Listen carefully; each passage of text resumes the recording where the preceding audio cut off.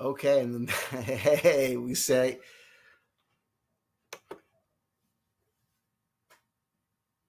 hello to Bucky.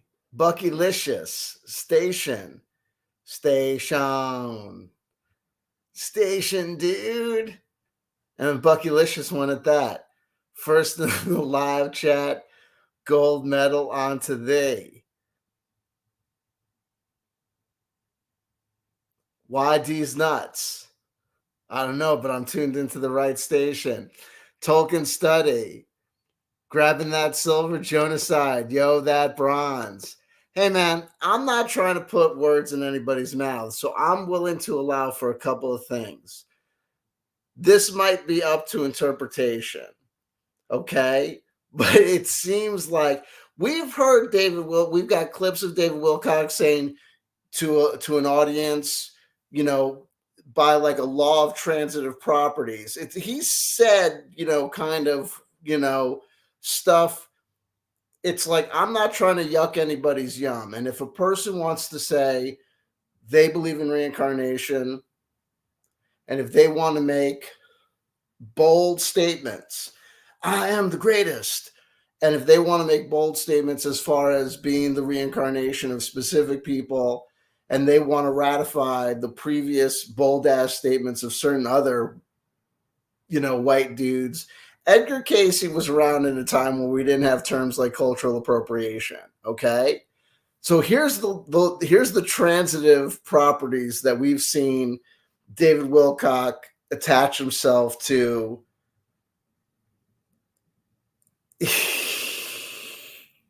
Before we say hello to UFO Gandalf. Hey, people get around. Jordan's here too. What's up, baby? That we've seen him ratify to, and we've seen him say to the audience at some expo, some conference, say hello because I'm your daddy. And the transitive follow the bouncing reincarnation ball was Edgar Casey on previous occasions has said words to the effect of he was in a former life of his someone who essentially was the person that was either Ra or the person that was interpreted to be Ra, the person that built the pyramids and, founded ancient Egypt, therefore. And David Wilcock is him, no doubt. Therefore, David Wilcock is responsible for the technological superiority of that which came out of Atlantis and ancient Egypt. Now, here's the thing, right? Edgar Casey was, to the best of my knowledge and understanding, I shout out people all the time. I say things like, there was L. Ron Hubbard, there was Adidas Raj, there was Aleister Crowley, there was L. Ron Hubbard, there was Adidas Raj, and there was me. And people say, yo, that's a crazy crazy ego statement. And I'm like, well, let me translate that for you. There was crazy insane person, crazy insane person, crazy insane person, and I'm taking my meds.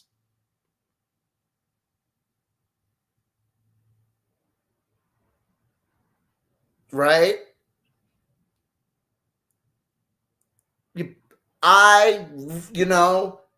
You write the stuff down, John D. and the angelic alphabet and all that stuff, Nostradamus, gaze into the crystal ball, you know what I mean? Terrence McKenna, take a heroic dose of DMT and you see all sorts of machine elves, write down what they told you. You know what I mean? But I'm not going to, if you build a rocket ship based on their directions, I'm not getting into it. You know what I'm saying? I'll admire it as a work of art. You know what I mean? I'll say, let's, read what you wrote down. You know what I mean? Fuck, I'll cast the corners and see the ritual through and think and understand that ceremonial magic works to an extent, but I put these things in certain amounts of context. The point being is that I would say that there's a very real way that I think that I'm willing to accept that David Wilcock is a reincarnation of Edgar Casey to a degree, and I have nothing but love for David Wilcock. I'm not trying to make this video to hate on David Wilcock. I'm saying that to the degree that I can understand Edgar Cayce, it's this, is that Edgar Cayce was kind of like the David Wilcock or David Wilcock-like character of his day, in the sense that he's into spirituality. He was into what we now characterize as New Age beliefs and spiritualism and whatever, which is faith-based metaphysical practices, which are not science, which are, kind of, just, out there stuff. And it's like, eat your vegetables and eat healthy and meditate. And I think that that's great, but it is what it is. And I put it in a very, very circumspect kind of way. And also it's like a white dude claiming that he was built the pyramids. It's like, you know what I mean? You know what I mean? You do that now with the new Israelites down in Brooklyn, you get your ass kicked. And I'm not going to say that they'd be wrong to do it. It's like presumptuous to a very large degree. If I get out here and be like, I was born August 22nd, 1975, and they shot Haile Selassie's black ass on August 7th, 1975, therefore there's an argument to be made. I'm a Leo. You know what I mean? If I go around saying that shit, a bunch of Rastafari, and I get my ass kicked, it is what it is. But I'm not trying to go too far afield. I love David Wilcock, but David Wilcock said some stuff in a new video that I just want to kind of go through, not because I'm trying to hate on the dude, but trying to be like, I made on Patreon, check out the link in the description box below. There seems to be this kind of stuff where as things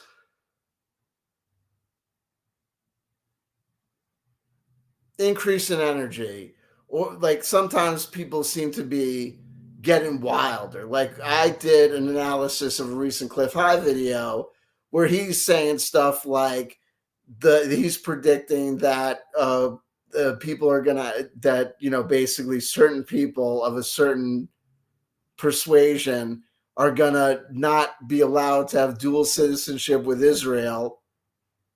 And people from Israel are not going to be able to own. Certain people in Congress are going to make laws to say that people in Israel can't have American businesses. It's just like the craziest things you've ever heard in your life. And it's like, if that's what you're predicting, then you're predicting stuff that is so implausible. When you were predicting things like Bitcoin's going to go to the moon, at least we know things like there's a thing called Bitcoin, right? And the notion of it increasing in value is a thing that, plausibly could happen, right? There's like something. But when you start saying things like, you know what I mean? Like, and even if you say things like Jesus is going to come back, it's like, well, we know that that's like, a thought that a person can have, right? Anyway, here's the deal. Let's play this David Wilcock video. I'm going to pick it up from the hour mark and just tell you, like, there's a way that, look, I'm going to allow for the fact that maybe I don't want to put words in a person's mouth, and I'm just going to lead into it by saying there's a way to understand, or a way that a person could hear what David Wilcock is saying and interpret it, I think, fairly as him saying, in no uncertain terms, that he is the Egyptian god Ra. And I just want to say that it's one thing to say that you're the reincarnation of Edgar Cayce. It's another thing to say that you're like the second coming of Jesus Christ. But to actually say that you're Ra,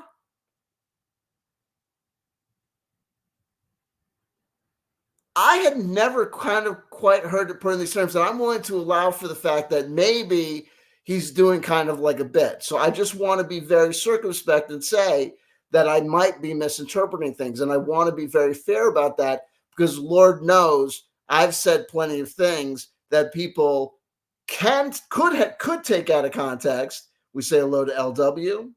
We say hello to Lunar Sparkles. We say hello to UFL Gandalf, Philip Blair, Tim Frey, everyone else I haven't said hello to. And by the way, let us remember that he's also going to go into a whole bunch of this, stuff with the former president of the United States of America, who didn't concede and that he's going to still believe is somehow still the president.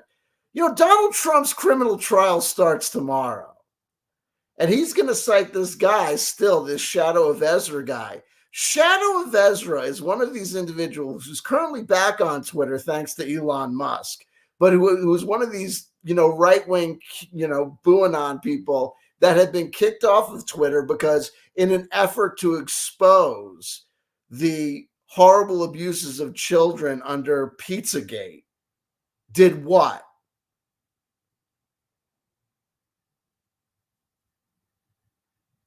Actually spread demonstrable copy paste material in mass on Twitter. That's what got Shadow of Ezra, to the best of my knowledge and understanding. He's one of the many people that got his account taken off of Twitter because, like other people, there was an African American individual who also got taken off, but then got put back. If I'm misunderstanding, and I'll retract, but my understanding is that Shadow of Ezra is one of the many people that were booing on supporters that got taken out for that reason.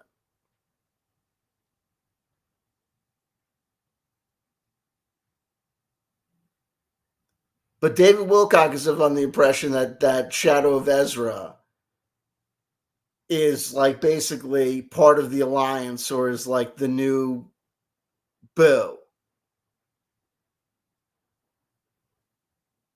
And that is just, and he's also, we're going to show you that he's going to say that one of the things that he's going to say is that the reason he thinks that Shadow of Ezra is legit is because Shadow of Ezra posted about the law, the book of the law having its 120th anniversary on the day of the solar eclipse. And I'm like, well, if you think that's legit because you posted that the day before the solar eclipse, I mentioned that the day after your first video mentioning the solar eclipse. So I must be like super alliance. But the way that David Wilcock goes to great lengths to talk about him and his knowledge about Lam and AWAS and Aleister Crowley, Genocide is of the opinion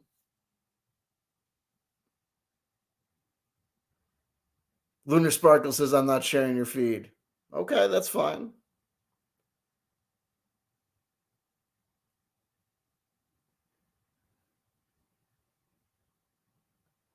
That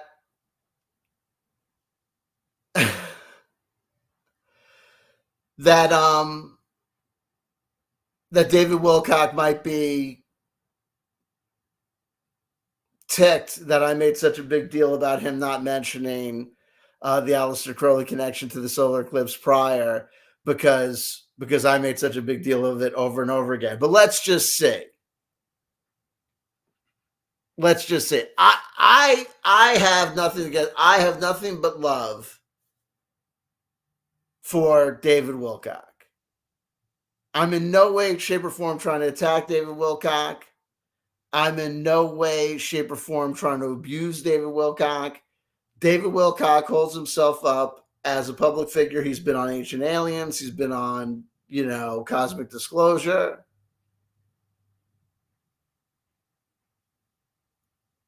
I'm just covering him. And here's the other thing. The notion that if people cover David Wilcock or disagree with him, if we troll David Wilcock, and that any disagreement with him or any coverage of him is by definition trolling him, is disrespecting other human beings. People can disagree with you for legitimate reasons. And to suggest that every human being that disagrees with you or thinks that your opinions or your calculations or what you call scientific proof is not legitimate, that the only reason they're doing it is because they're deep state or because they're sociopathic, that's dehumanizing to them. It's insensitive and it's disrespectful. It's dehumanizing. In fact, it's quite narcissistic to believe that the only reason that someone could possibly disagree with you, attack you, first of all, to take any criticism and define it as an attack, it's patently narcissistic. If you think that anyone disagreeing with you, especially when you're going out here and saying that you're the reincarnation of the one and only Edgar Cayce, or that you're the reincarnation, or you are Ra, I'm in therapy. Why? Because I know I've got narcissism, you know what I mean? Like I say, you know what I mean? Everybody needs to be in therapy.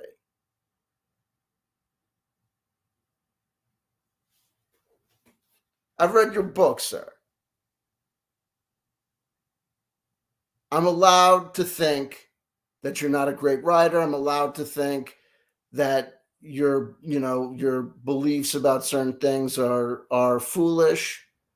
And to suggest that the only reason I could do so is because I'm sociopathic or narcissistic or psychopathic is foolish.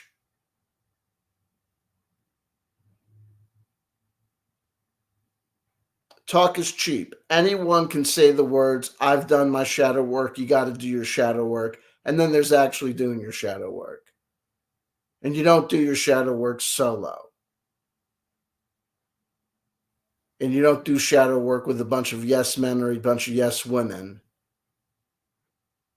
You do shadow work with a professional mental health counselor who won't take your shit.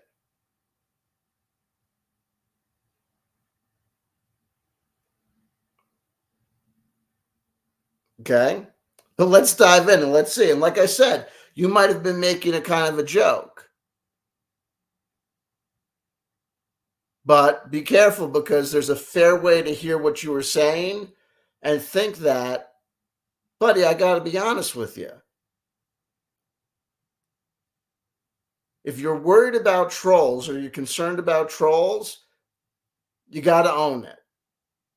If you go into the porno industry, if you do nude modeling, if you come out of the closet, either as a open and unavowed homosexual or as the one and only God Ra, you're going to catch some shit. People are going to have things to say. Okay? We say hello to Ramsey. Here we go. Let me turn on another light here so we get a little bit of lighting, and then I will go into playing the video. And if this dude's not saying that he's Ra, and that, I got to tell you something. Take it from me. When C.W. Chanter says you may have said something here that's a little narcissistic, baby, you got to believe it. This guy, David Wilcock, not only says words to the effect that he's the sun god Ra, but he suggests that the rockets that NASA launched up towards the sun, presumably under the excuse to study the upper atmosphere and the effects of the, eclipse on it, was just an elaborate ritual to summon Lam to attack him personally. That's what I heard. You'll listen for yourselves. That's a wild statement.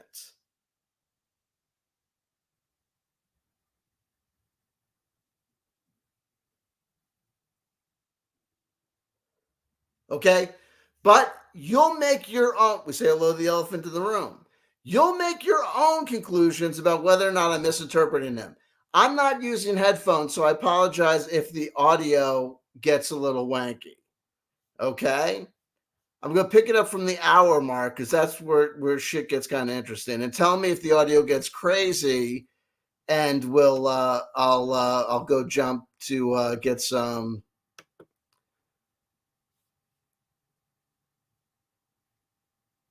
Let me try and do this. Let's see. Are you gonna let me here? We'll do this. Don't make fun of my feed.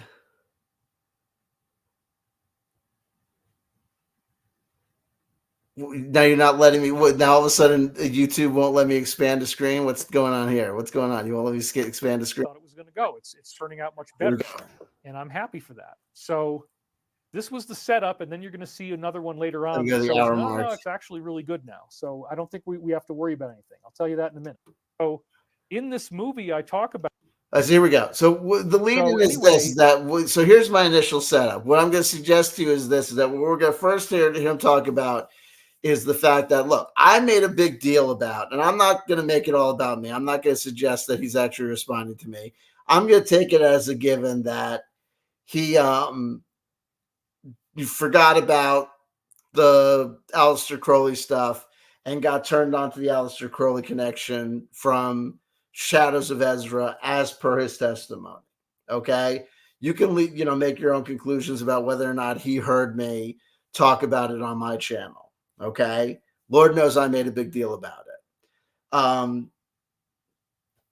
But prior to the solar eclipse on April 8th, about like a week or so out from before it, he did a video talking about the solar eclipse. I immediately started reading his book from 2013 and then kind of doing a daily countdown to it, where I also made a big deal about commenting on the fact that he didn't comment on the fact that the April 8th, the coming April 8th, at the time coming up April 8th solar eclipse would also mark the 30th anniversary of the discovery of Kurt Cobain's body, as well as the 120th anniversary of the beginning of the transmission of the Book of the Law from AWAS to Aleister Crowley.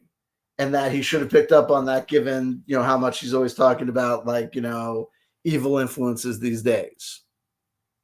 Here we go. We're picking up at 59:48. Tell me if the audio is terrible. What we see here is that I created this movie, Moment of Truth, and I had no idea how big it was going to get. And it revealed this connection with the being known as Lam. Now, Lam is actually a traditional-looking gray ET who apparently contacted Aleister Crowley in 1904, and it's now publicly, I'm okay to say this, that it was Chris Beskar, the CEO of Stavati Aerospace, who personally obtained this intel and shared it with me. Now, as far as Chris Beskar personally obtaining this information and sharing it with him, now I don't know when this Moment of Truth movie was made. I'll look into it. But, as far as, and we'll get to it, Lam, later, I guess, the AWAS Lam connection, this being that the spirit guide that transmitted this information to Aleister Crowley, and the similarities between this being and a quote unquote gray alien. People have been talking about this since time immemorable. The notion that there was a revelation. This image of this drawing that Aleister Crowley, this drawing sketch that Aleister Crowley prepared of this spirit guide Lam has been in circulation since like the 40s or 50s. And people, since, the spiritualism has been a thing, and since spiritualism and ufology started intermixing, which is since the beginning, prior to even 1968, 69, when people started to tune on and drop out, there were practicing UFO cults in America and in Europe and elsewhere and abroad.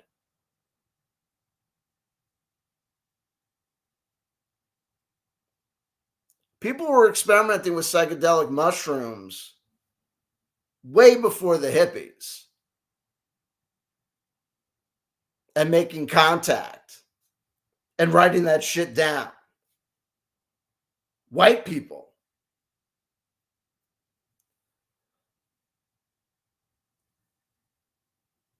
So, and there have been evangelical Christians talking about the New Age connection and that these aliens are really demons. And these people that are channeling are really channeling evil people. And they've been going over the Book of the Law and Aleister Crowley and the works of Anton LaVey and the Church of Satan and the Temple of Set and all this stuff and Thelema and all this stuff for a long, long time. So when I talk about busting on David Wilcock because he didn't talk about Aleister Crowley and the 120th anniversary of the Book of Law on his video, that's not me saying I'm the first dude that figured out that the 120th anniversary of the Book of the Law was going to be April 8th, 2024. The Book of the Law hasn't gone out of print since it was not, it went out of between 1904 when it was first channeled. It didn't immediately go into print and sell like hotcakes. When Aleister Crowley passed away, he passed away a relative unknown with a poorly attended funeral. Many moons passed with Aleister Crowley in obscurity before he was refound and rediscovered by the masses. But since Weiser first published, the Book of the Law in whatever year, if they were the first ones who picked it up, but when Thelema, the resurfacing and the repopularization of him, since, the mid 60s or whatever, and the hippie movement or whatever, that shit has never gone out of print.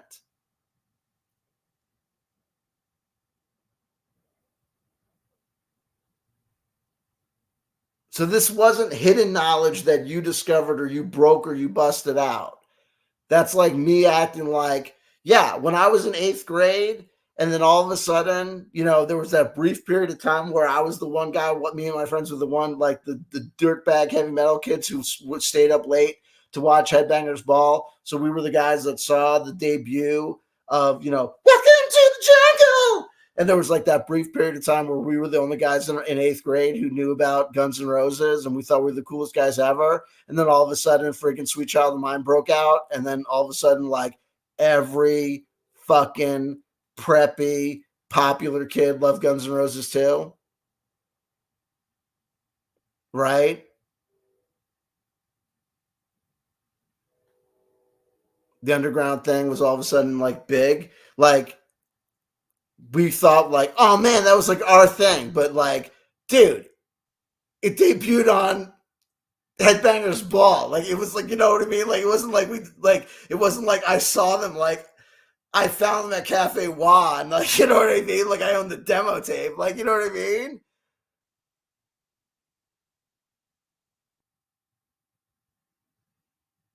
Chris Beskar didn't tell you something new about the fucking he just told you a well-known fucking conspiracy theory rumor that's not fucking true.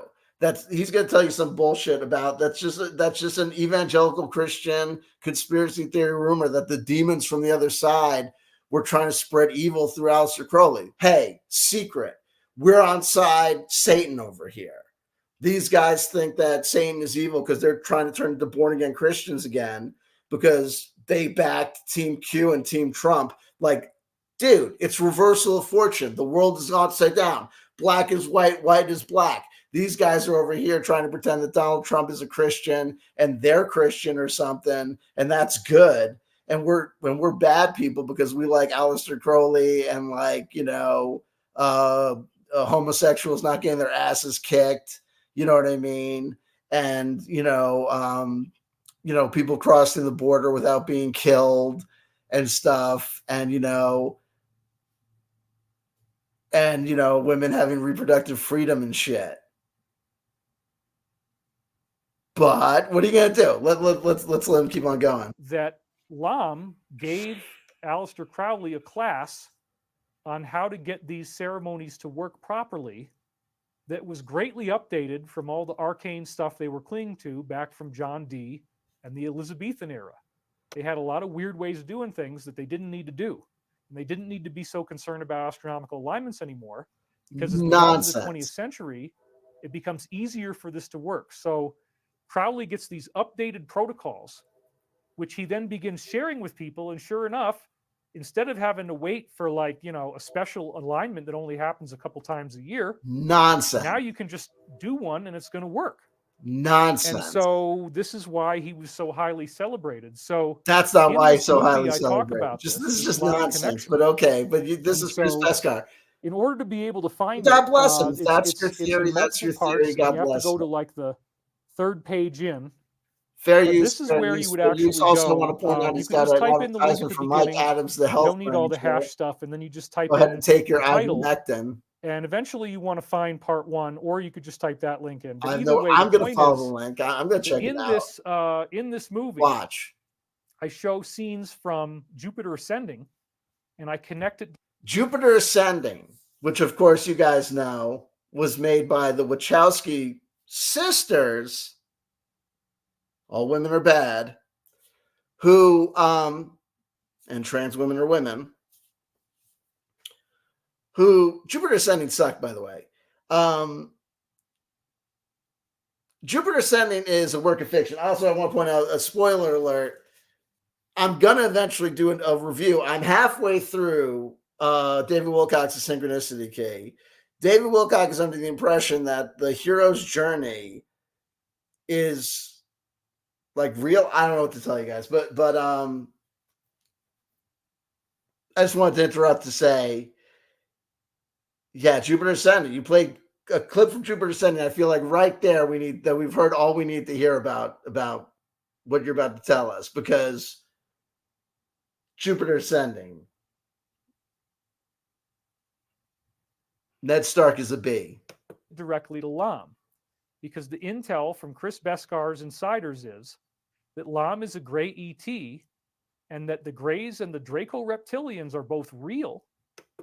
Well, okay then. Do you know what I mean? And if they are, hey, what are you going to do? But why play Jupiter Ascending to prove that point? And Chris Beskar's insiders. Remember, Chris Beskar is the guy that's helped involved in this hover car project that is going places. I'm not rooting against anybody, but I was there when the hover car plan was debuted in 2019, and it's now 2024, and David Wilcock has not been enriched by these proceedings, though that doesn't necessarily mean that. Look, I'm doubtful about the legitimacy of the project. Also, isn't Beskar the stuff that the Mandalorian's armor is built over? I'm not saying there's a connection there. I'm just saying. And that their agenda is to get people practicing this type of ceremonial stuff. The Roman Catholics practice ceremonial stuff too. I mean, if you ever read, first of all, the hero's journey, we're all supposed to be practicing ceremonial stuff, but it is what it is. Like, what's wrong with ceremonial stuff? That's one of the main things they want us doing, is to engage in this practice. Who are they? What is us? And what's the problem with practicing stuff?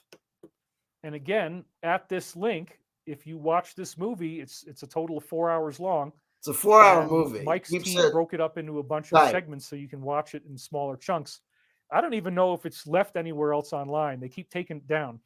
So that's probably the only place you can find it. And that's why I put it there. Young say about the hero's journey. It would get taken down on that site. Let's start with The Fool. But it is mind-blowing. I mean, I did a lot of production value. I make it like a Hollywood film. It's got lots of big-name stars in it. B-roll that I all use. Dude, all done legally. Do you hear what you just said? Because I got a lot of big stars in it. It's all B-roll. It's all fair use. Yeah, well, technically, hey, have you seen have you seen my latest video on YouTube? I've got David Wilcock in it. The David Wilcock. And hey, have you seen my latest YouTube video? depending on your perspective and point of view, I mean, it's all fair use. It's a transformative work. And technically, first of all, as a ceremonial magician whose belief system goes all the way back to ancient Egypt, fault me on that, you can fucking depose me, right?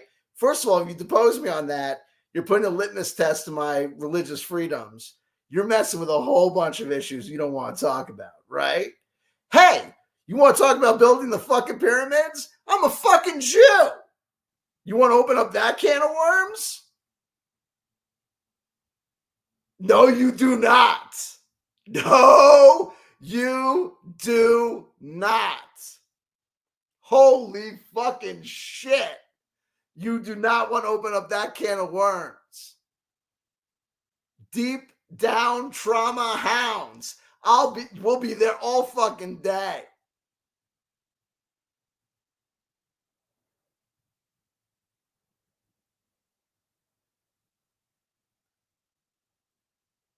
You'll be praying for an Iranian missile intervention and it ain't gonna fucking come.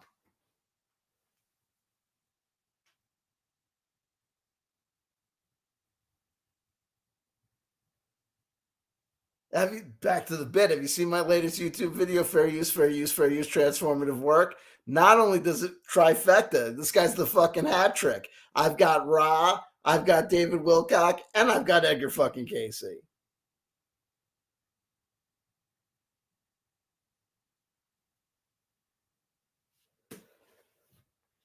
A New York Times bestseller just showed up.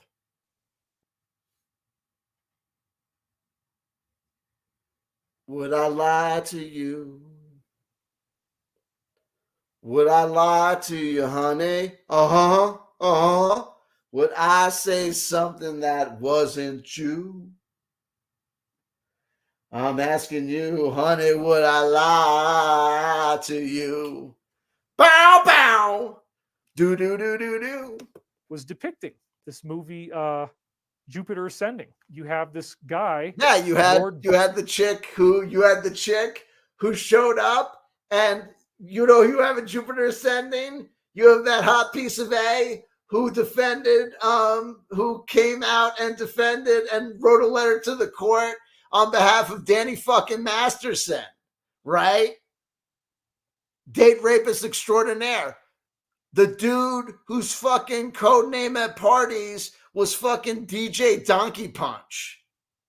The dude who on that 70s show coined the phrase, Zen ends when ass kicking begins.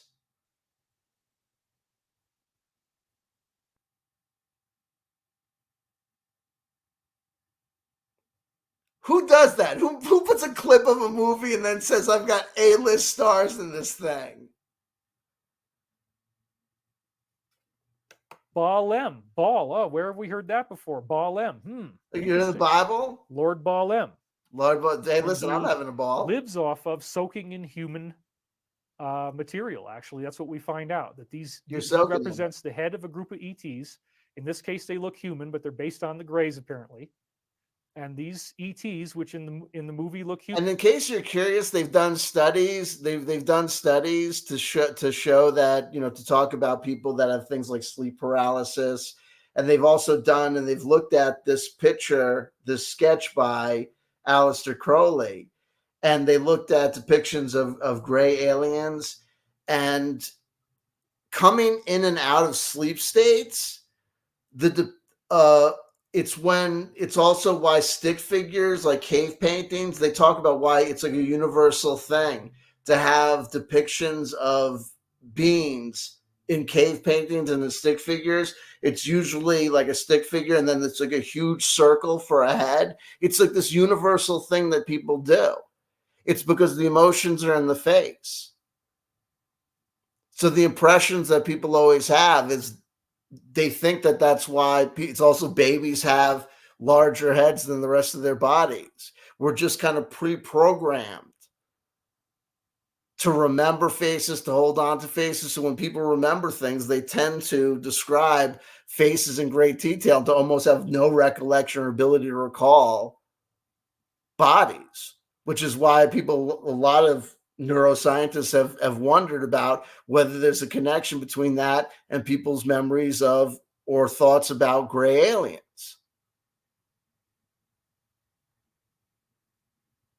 That it could be repressed memories, traumatic memories, and that people are just not able to fill in the bodies and only remember these kind of nebulous faces and heads. Who knows? Human are going around.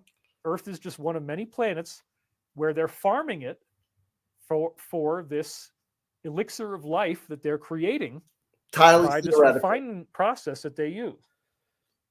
According to Chris Beskar's insider, it's this very strange thing. Pete Peterson was an insider. So again, the movie Moment of Truth pioneered the use of, well, I wouldn't say pioneered, but in the movie. Now here we go. Complete non sequitur, which is also part of the thing that you need to understand, which you'll also see in David Wilcock's books. But it also goes to show you this kind of narcissism. Hold on.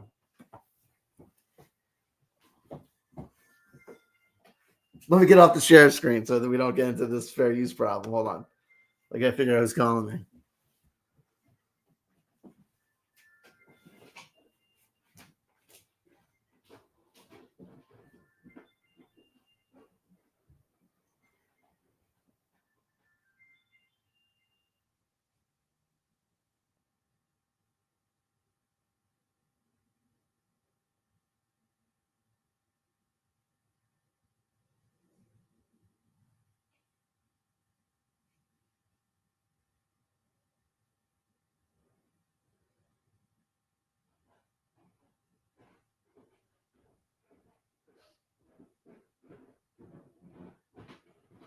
Sorry, guys. Apologize. The phone is downstairs. Started ringing. But I'm back to you. Let me do this. Get back to the live chat.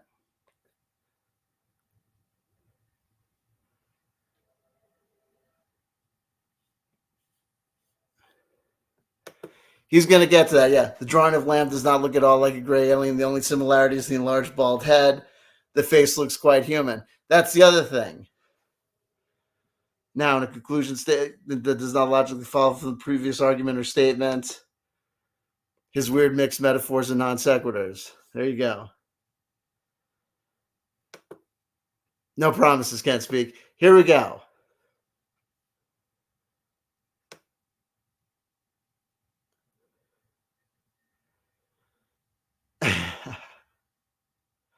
Take care, UFO guys. We'll get to APAP. We'll get to APAP.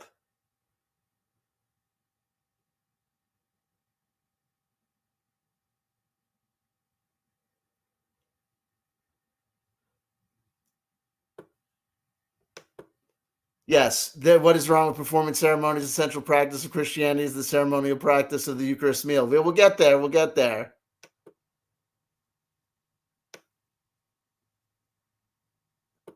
And we're going to get to the rockets too, Jonas said. We're going to get to the rockets.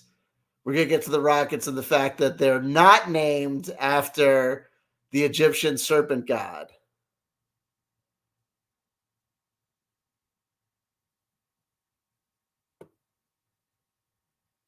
We have Beam Me Up, Mr. Scott. Beam me up, Mr. Scott. As you can see, do you like how you're blocked? Do you like how you're blocked?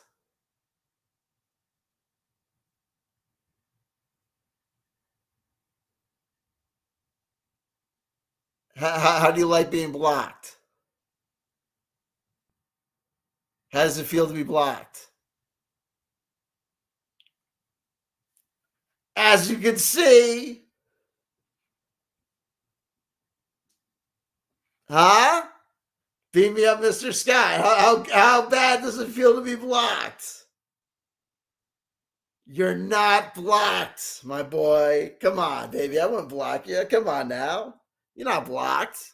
Why would I block you?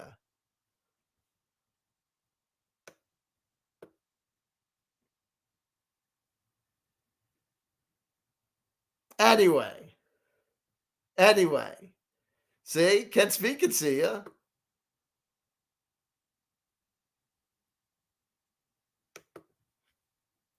And if we don't get a reply back from me and Mr. Scott, it's one of those, I'm blocked. Then you're not blocked.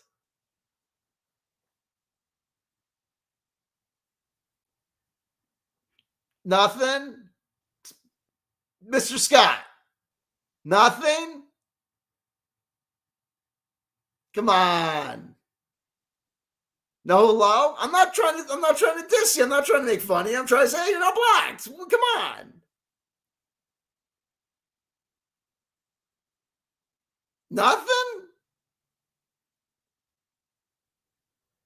Nothing, no hello. Oh, cool. I'm not blocked. Thanks for not blocking me. Oh, I thought it was blocked. I'm not blocked. That's cool.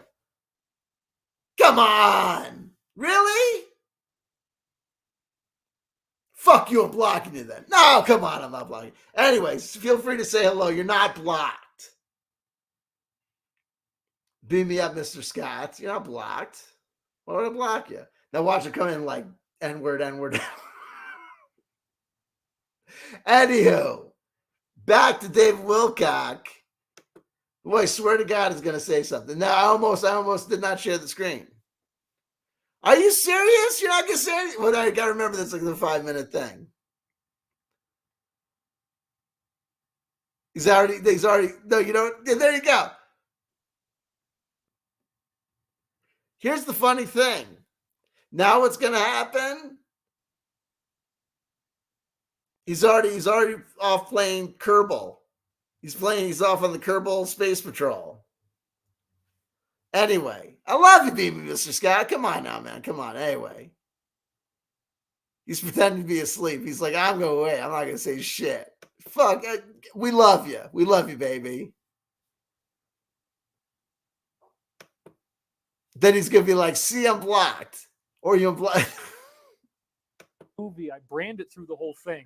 So what he's going to do now is, I'm going to say, here's this. I'm no Dr. Todd Gronda, who, by the way, is one of those mental health professionals. I'm just going to say this personal assessment. Is it me or it's just me, or is Dr. Todd Gronda, for a qualified mental health professional on YouTube, one of the creepiest individuals you've ever seen? I'm Dr. Todd Gronda. And I am a licensed clinical psychologist, psychotherapist, and counselor. And the purpose of these videos is not to provide a diagnosis. It's just to discuss the possible ramifications. You know what I mean? And then he'll be like, this chimp bit off this lady's face. He's like one of like the most dead. God bless him. But if that guy ain't on the fucking spectrum, I don't know who the fuck is, right? I love the guy. Child of God, child of goddess. But if I saw that guy coming down the hallway in the hospital, I'm going the fucking other way, right? I'd hang out with the guy. I'd party with the dude, right? But that's because I hang out with creepy individuals. With an all capital letters version. So what David Wilcock is going to do now? Pure spectrum, right? Pure spectrum now. He was just telling us that he was about to tell us about, Lam and the Dracos and bathing in pure human blood in essence. Now he's going to brag about how he was the first dude to use a particular font, and that now everyone in politics, the D's and the R's, use this font. I swear to Black Lady Jesus. Of Futura Condensed Medium. And that's actually the font. It's not the same font you see here, but it's very similar to that. Or maybe it's the same one. It could be. Anyway, FCM, Futura Condensed Medium. It's really cool because as you're looking for fonts on your font list, like if you go into any type of, if you're going to make a video and you're going to make a title, the default font might be Arial, it might be Times New Roman, it might be something else. I've got very important information to share that's very important for the salvation of humanity. There's demons out there. Call them demons, call them interdimensional beings. It doesn't matter what terminology you use. What matters is that you wake up the people around you, okay? I have a video, a very important video that I have to share with you. It's very important that you get this video out to everyone, okay? Play it for them. This is a put on the glasses moment. Okay? When I made this video, one of the first choices I had to make was I wanted to look good, professional. It's 4 hours long. Okay? I know that's a lot. You don't have to watch it all at once. You can get people to watch it a little bit at a time. But one of the first things you'll notice, I did it in Avid. And this is really cool. Watch this screen wipe. Right? Right? It's got that retro effect. And now look. Yeah. That outrun thing that all the kids are into really makes it pop. font is how you're going to change the way that your text looks. So if you get the font to be Futura Condensed Medium, so you look for the F and then you find Futura, and then under the sub menu you have Condensed Medium. Fucking from out of nowhere. And then you have to do it in all capital letters. So fucking out of nowhere. Lock on Pure CW Chanter style. If you do all that stuff, then you get this cool look that I branded into the show. You branded it into the show. Look of all the text. By the way, David, in case you're curious, and after I put that in there, it began to get very, very widely used. You didn't brand it. You selected a particular Democrat fucking font. The truth community. It's incredible how widespread the use of this font is, and it's nothing I can control. I don't even want to take credit for it. It's just you can't take credit for it. It's fucking a font option, dude.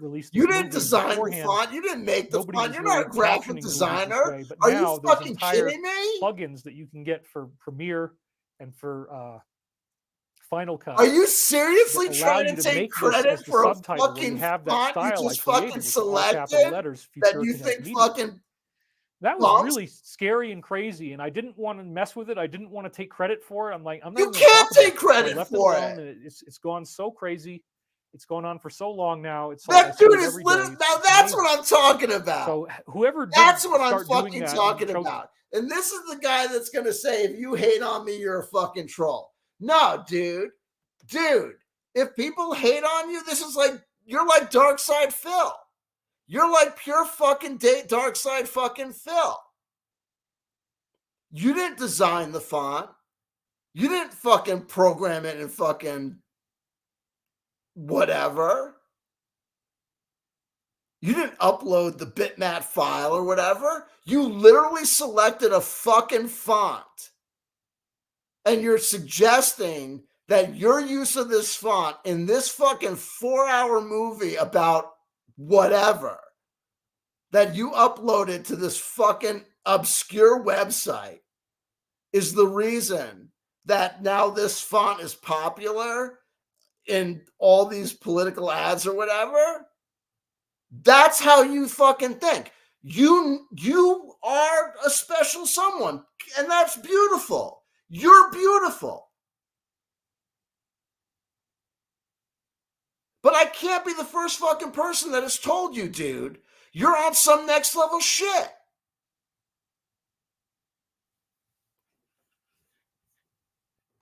But he started to trend, dude. No, believe you me. And I gotta tell you, there are people out there going, CW Chanter, how many times have we heard you fucking say this shit? Like, you know what I mean?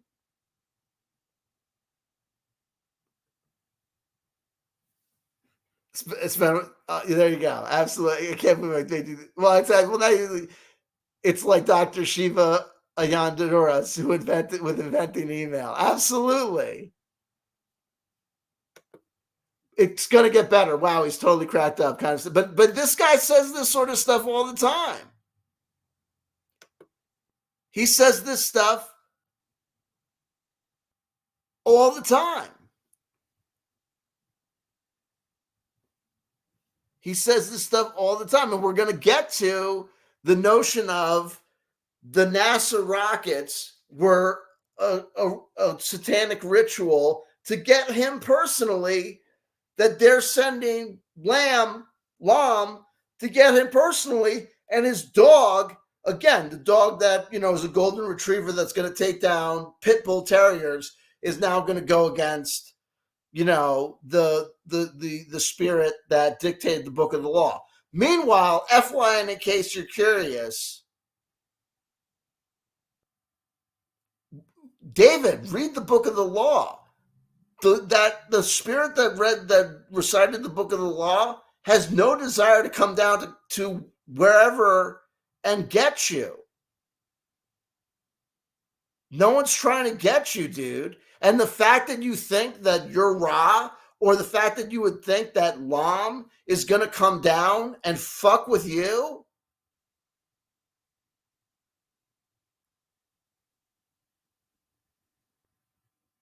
You need an intervention, baby. And I say that out of love.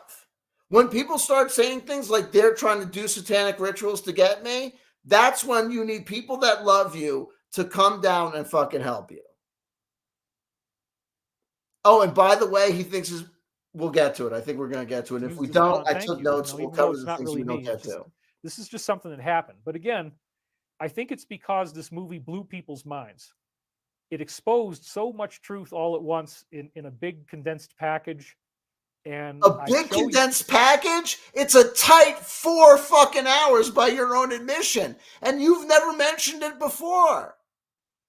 Well, maybe you have. I don't know. I mean, I think I've heard you mention it before. Moment of truth kind of has rings a bell to me. But then again, the phrase moment of truth kind of rings a bell generally. The story about Aleister Crowley and Lam, that here he is in 1904, and that he comes in contact with this entity. The first entity was called Aiwass. But that by 1917, he's making direct contact with Lam, who looks like a gray, in Crowley's own sketches that he made from 1917. But then again, Reemsy points it out too. The only connection is that he's got a big head, right? The Watcher, right? Are you going to say that everything with a big head looks like a gray, like Humpty Dumpty is a gray? He's not a gray. He just has and he doesn't even have he's got a big head. But the original entity that contacted him was Aiwass in 2000 or 1904. Right. Something I pointed out at great length for the entire week heading up to the solar eclipse. So imagine the surprise after putting this movie out. And again, this movie talks about all this stuff, right? We find out. Here we go. April 7th, 2024, Lam's 100th birthday. No, it would have been the 120th birthday, 120th anniversary of the dictation of the Book of the Law. Lam wasn't born the day that he spoke the Book of the Law to Aleister Crowley. So, and by the way, you got the date wrong and you have the year wrong. So, way to go, dude. I mean, I'm not trying to be an asshole. I'm just pointing out that you messed up with the but look, hey man, I don't even have what do they call them? Slides. Out on April 7th, 2024, right in the middle of the eclipse. This is when this post was posted. It's actually on April 8th is when the post was, April 7th. But April 8th, 2024 is exactly 120 years to the day from when Crowley first made contact. And this was... Yeah, I pointed that out. I've been pointing it out for a week, like since you made your first video. And you could have looked that up. You know where I found that information? Wikipedia. And then I went and got the book out and it was like, oh yeah, that's right, 1904. Was shown by, again, Shadow of Ezra. Shadow of Ezra, who's just a dude who posted on Twitter and now posts on Twitter, Telegram, and you know, whatever other apps. He's just a Buanon dude. There's a guy that is like one of the main guys that like shatters all these Buanon people who is always making fun of Shadow of Ezra. But David Wilcock thinks that Shadow of Ezra is the next Boo. And here we have Shadow of Ezra posting on April 7th that about this generic information. It says Aleister Crowley encountered a mysterious entity called Aiwass on April 8th, 1904. Aiwass imparted profound wisdom to Crowley. So Shadow of Ezra is calling it profound wisdom. Is Shadow of Ezra a Thelemite? Which Crowley later documented in the Book of Law. No, he documented it in real time in the Book of the Law. April 8, 2024 is coincidentally the date of the solar eclipse this year. the pictures of Lam, a spiritual entity that cultists channeled in the 20th century. Okay, so Shadow of Ezra sounds like a Thelemite. Which goes to show you how friggin' intelligent all of these people are. I've showed this many times. You really ought to be going there to Twitter. All you have to do is go to X and keep hitting that channel on X. Man, there's so much stuff that he's putting out now. I can't keep up with it. But again, we pointed out that he would show things like, see this black smoke, and it's a picture of white smoke.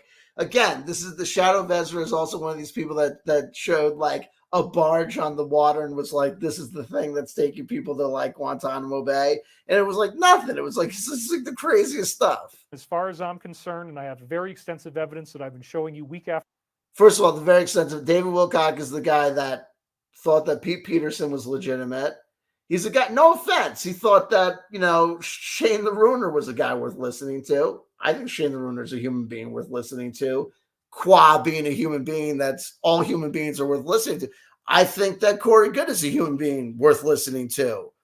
Qua being a human being worth listening to in the sense of, what's your problem? No, I want to talk about you and what the fuck is your problem? What's going on? You want to tell me a story? Tell me a story. I'll listen. Right? I think all human beings are worth listening to. Right? But as far as them having, inside Illuminati information about a secret space program and a location on the moon, known as where it's all going down, my position regarding whether or not these people are telling the truth about stuff.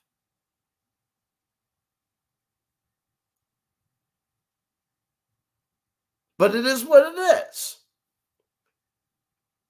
After week now, this is the primary, if not the only authoritative voice of the Alliance right now. Now, here's a easy logical thing to follow. If he has just stated that he thinks that Shadow of Ezra is the voice of the Alliance because of the revelation of information like this, tweeting this generic, readily available on Wikipedia information the day before the solar eclipse, I just want to point out that I was given out this information like a week and a half before the solar eclipse. Therefore, by every analytical principle known to man, according to David Wilcock's logic, I'm worth listening to, right? But then again, if you listen to what the other people that he's said are worth listening to, but for the fact that I came out as CW Chanter, the guy that doesn't believe in stuff, instead of coming to him like, hey man, I'm CW Chanter, I just want to let you know, as a Jewish lawyer, okay, I've seen some shit, I know some shit, and I'm not willing to stay quiet anymore. Let's just say, behind the scenes, the doctors, the lawyers, yeah, even some of the judges, they're getting high. They're fucking around with loose women.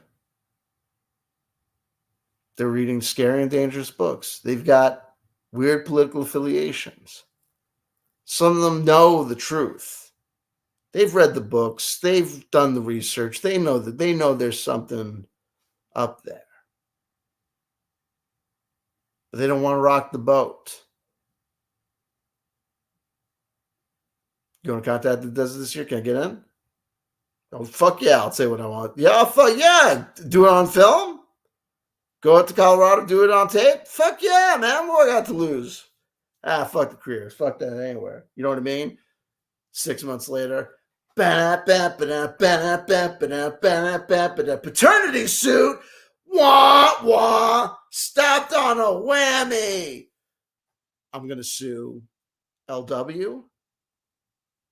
I'm going to sue Tim Frey. I'm going to sue Reepsy too soon. Sorry about that one, baby. But let's go back to that. That was just a setup for this one. Here we go. I didn't want to say anything because I'm not up on everything. Here we go. Reemsy says, there's nothing that indicates Lam is a representation of Awas. Awas is described as a tall, fierce-looking warrior whom Crowley only saw in his peripheral vision. I didn't want to say anything because I thought that was the case. I thought that it was the case that there wasn't, that Lam wasn't necessarily Awas, but I didn't want to go out there and say that shit for fear of being like wrong. So thank you for being more in the know than I am. And I want to say at the point that we're making this statement, the little indication for me says that there's 23 people watching, 23 skidoo. So thank you for that. Way to go. Way to go. David Wilcock, you're wrong. Reemsy's correct. Reemsy, guess what? According to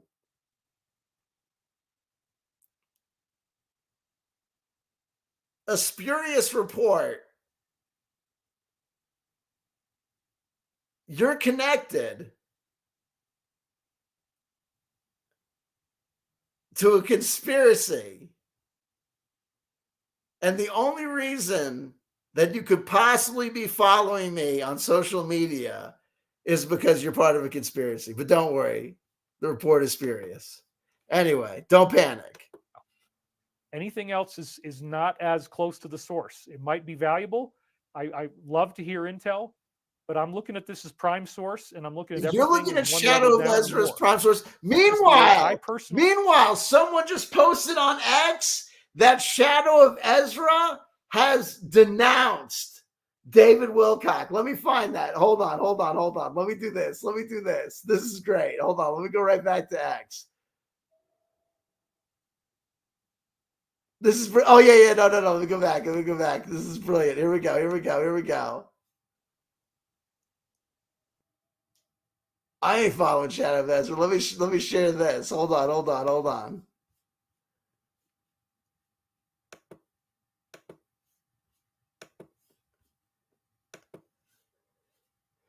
Hidden in plain sight.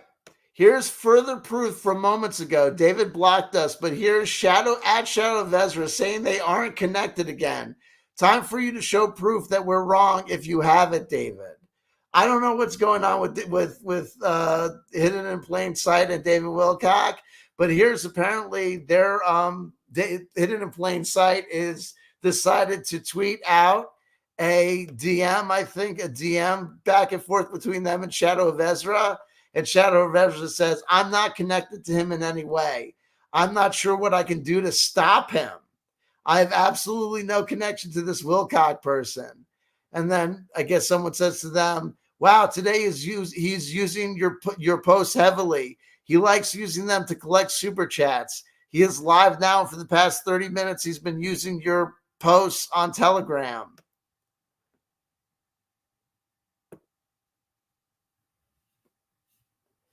And then apparently he says, so this is him replying to science. I guess this is Shadow of Ezra says this. If there is ever anything that I can do that would make it worth you putting out a tweet saying that people like David Wilcock are using your name and info to make money, he is now telling people you are his boo insider. And Shadow of Ezra quotes that and says, send me proof of that. And then says, I have no financial ties or business partnerships to anyone. I have no personal relationship with anyone. Anyone saying that is being disingenuous.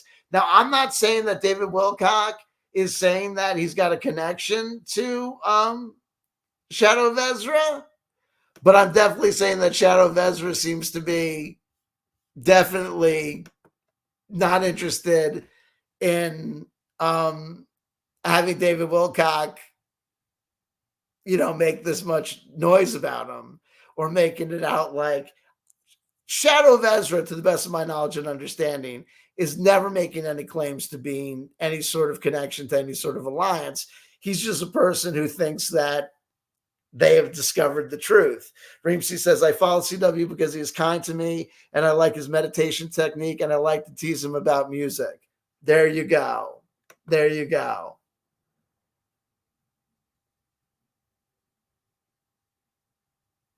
There you go. Here's Jordan. Now I agree. Even if we offer contextual commentary to what they say, I don't think you're saying people should be listening to willy-nilly everyone and believe it. There you go.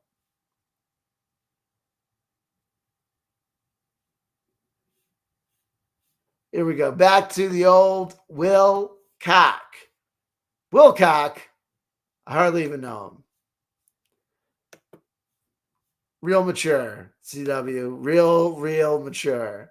Hey, if I was mature, I'd be do something better with my time than watching. Here we go. I just want to point out the fact that I started this at about the hour mark, and we're at about 7.5 minutes in. We're making great progress here, folks. Data spectrum of what I'm looking at. So check this out. But let no one claim that this is not a transformative work. This is very weird. And again, this was on April 7th. He's also going to start saying that he's under personal attack, and he's been under personal attack by the deep state. And it's going to turn out that this personal attack is them firing rockets into the sky, named after a supposed enemy of Ra, and he's fucking Ra. That's where we're going with this. That they put this out.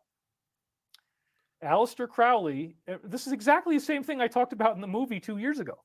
No, it's not. Crowley encountered almost 3 years ago. By your own admission, a mysterious entity called Aiwass on April 8th, 1904. Aiwass imparted profound wisdom to Crowley. Why is Ra documented apparently in the book of spooky? Law. April Ra 8th, is because coincidentally David date of the solar eclipse this year. The picture is of Lam, a spiritual entity that occultist Crowley channeled in the 20th century. Well, but that reminds me. Hold on. Whoa. Yeah, that looks pretty unambiguous to me. I mean, okay, the eyes are a little weird, and so it might have been projecting some eyes that were different.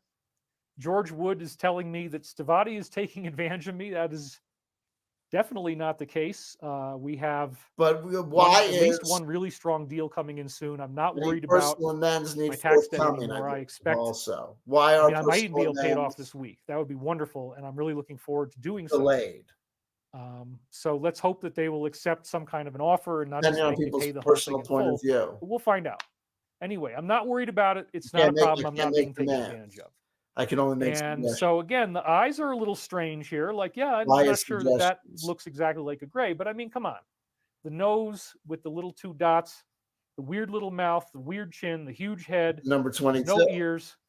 Duh, that's a gray. I mean, that's not a gray. Right? It's no big surprise. And so that's not a gray. This again is showing you that there is this weird correlation between things that they're posting on this channel. Man, that guy looks exactly like Jesus Christ. And things that I had already been disclosing before. And this is a direct validation. Man, that guy's so what they were telling us is that the very date of the eclipse from these other texts that they've talked about, the very date of the eclipse, I mean, they showed you this, for example. Look at this.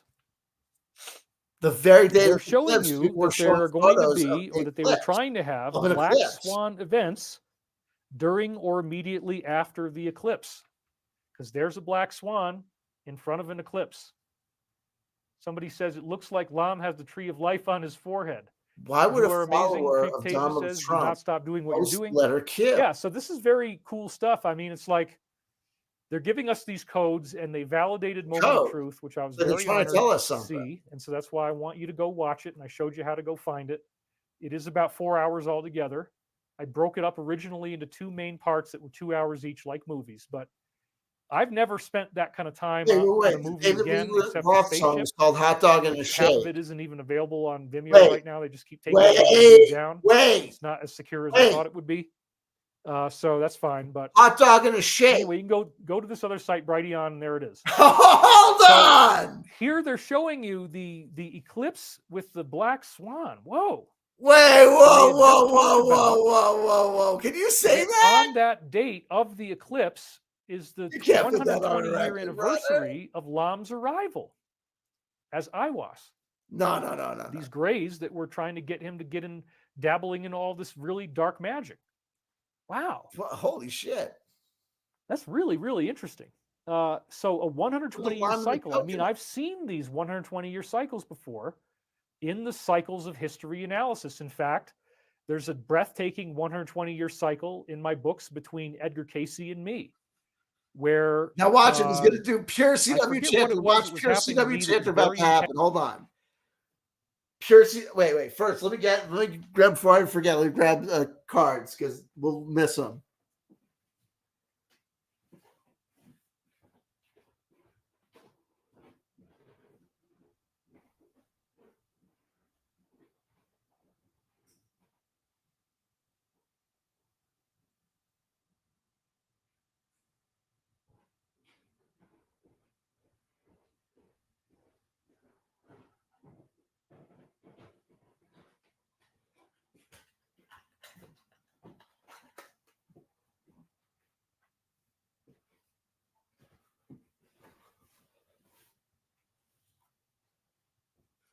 Make sure I got cards at the ready. Pure CW chanter. So he died. Anton LaVey. Now, the age of Anton LaVey being 94 is not the year 1994. I mean, if Anton LaVey was alive today, he would have just turned 94 on the 11th. And that age 94 is not the year 1994, but 94 was the year that O.J. Simpson killed those people. And it was also the year that Kurt Cobain died. So, right, it's that sort of thing. Carry the one, do the two. And it's not the 20-year nostalgia loop today, but it's the 11th year for 2013 for where the book is from.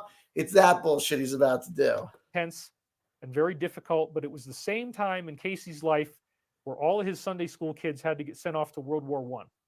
And it overlapped. That was a 100-year cycle. I'm sorry. I think that's what it was. Wait. Or maybe. What are you telling us, David? Did all of your Sunday school kids all of a sudden go to World War II too? World War I too? What was the overlap there? All of Edgar Cayce's Sunday school kids went to World War I. How did that overlap with you? Where did all your kids go to? Nowhere? It was 90. Anyway, there's different ones, but I have 120-year cycles in the book, and I'm not remembering what they are right now because, again, I wasn't even thinking I was going to do this show. But he had to do the show, folks. He had to do the show today, April 14th, 2024, because they fired those rockets on April 8th. You know, fucking Monday. One event, we're now seeing that. We're seeing Iran going after Israel. Again, that did not happen today. That happened a couple of days ago. With all these drones, and it's so freaking terrifying. That's what they actually told Israel what they were going to do, I think. Nothing folks, happened. They wanted to create something that's going to try to usher in the end of the world. It's not the end of the world. Is it World War III, ladies and gentlemen? Look outside your windows. Is it World War III? Is it World War IV? No, it's not. World War III, Armageddon, apocalypse, catastrophic circumstances for everyone. Real wrath of God stuff. Dogs and cats living together. Well, it gets even crazier because not only did this eclipse just so happen to be during the time that it was, but it's 120 years after the time that Crowley 120 years that so important beings. Well, yeah, that's because they want to do the same thing. So what's the 120th anniversary here? I kind of popped ahead of it too fast, but so this was another thing that they posted that SOE posted that really shocked me on their Twitter page. Shadow of Ezra. These are the APEP sounding rockets, and I'll show you the next slide. Now let's get to this. So you can see what they're talking about. So this is a very fearsome looking thing. Oh, it's so fearsome. It's a fucking rocket. It's a rocket. It's not a fearsome looking thing. It's a fucking rocket. It's again that it looks like a ballistic missile. No, it actually doesn't. Have you seen a ballistic missile? It looks like a fucking rocket. All rockets look the same. They're cylindrical dicks that get fired into the sky. They all look the exact same fucking thing. Exactly the type of stuff that's being shot at Israel now. Nope. But this is not anything war related. This was something they did as a strange event on. It wasn't a strange event. There was a solar eclipse, so they launched testing material, scientific analysis equipment into the upper atmosphere to take data. It's not a strange thing at all. It's completely normal. To suggest there's anything strange about it is called what? Grasping at straws. The eclipse. They did it on the eclipse. They shot this thing. Yeah, of course they did it on the eclipse because they're trying to measure the effects of the fucking eclipse, dude. Into the air. What? What? What? Holy shit. These are the APEP rockets, sounding rockets that NASA will be launching before and after the moon passes in front of the sun during the eclipse. Named for the Egyptian serpent deity and nemesis of the sun god Ra. No, they're not. Look, here. APEP.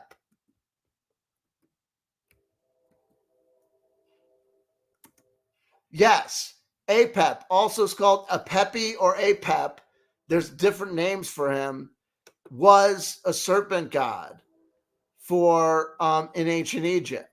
Okay, a god of chaos and an enemy of Ra.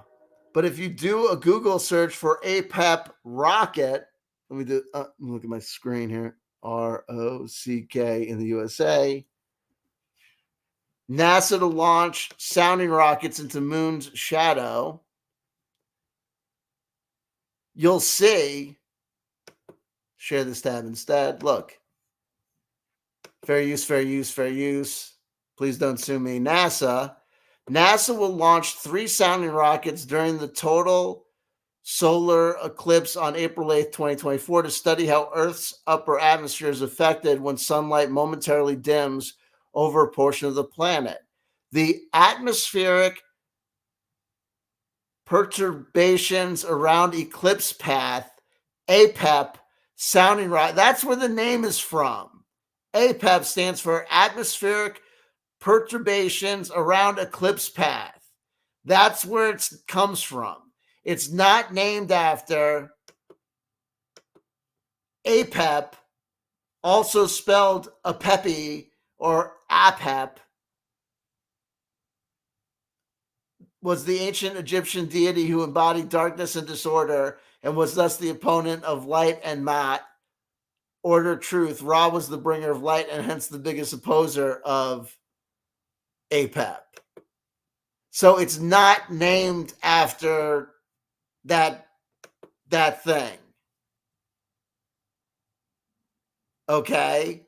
But that's why Shadow of Ezra is not a reliable source, David. That's why Shadow of Ezra is a Buanon dude on social media who is followed by followers of Buanon and Donald Trump.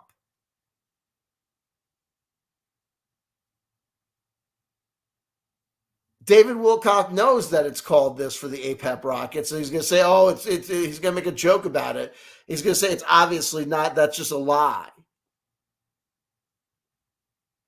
They're just making that up. It's just a cover story. Occam's razor. It's much more logical to think So here's what they say. Now you've seen it, so we can talk about it. These are the APEP sounding rockets. So the name of the rocket is APEP, and it's a sounding rocket, I guess, means it's a type of, it creates sounds or something. Welcome back, UFO. To measure things. But anyway, it's the APEP rockets that NASA will be launching right before and after the moon passes in front of the sun during the eclipse. Named for the Egyptian serpent deity and nemesis of the sun god Ra. Whoa. No, it's not. So APEP is the nemesis Here of Ra. And Ra is the name of the source that also goes by Archangel Michael. No. I've been talking about the Law of One, which was originally called the Ra material in Book 1, since 1996 online in postings I made on forums with Richard C. Hoagland. So I've always talked about Ra. And again, as I've done whole episodes you can watch here on YouTube, so I'm not hiding this from you behind a paywall or anything. Thank you. We found out that, yeah, the Law of One clearly indicates that the Great Pyramid was originally built as a Christian monument. And when you go back to this, what the actual fuck? This is, look, God bless Miss Ruckert. God bless the authors and the people involved in the Law of One material, the raw material. God bless Edgar Cayce and David Wilcock. The pyramids were not a Christian monument. That's their personal religious belief system. That's not the religious belief system of the ancient Egyptians. Okay?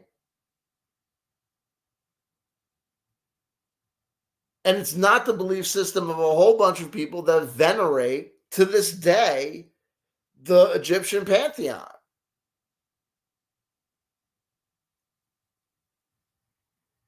The Law of One material incorporates the Tarot. The Law of One material is New Age information. Edgar Cayce incorporates stuff like Atlantis. There is no proof that there was an Atlantis. We know what the source of the Atlantis mythology is.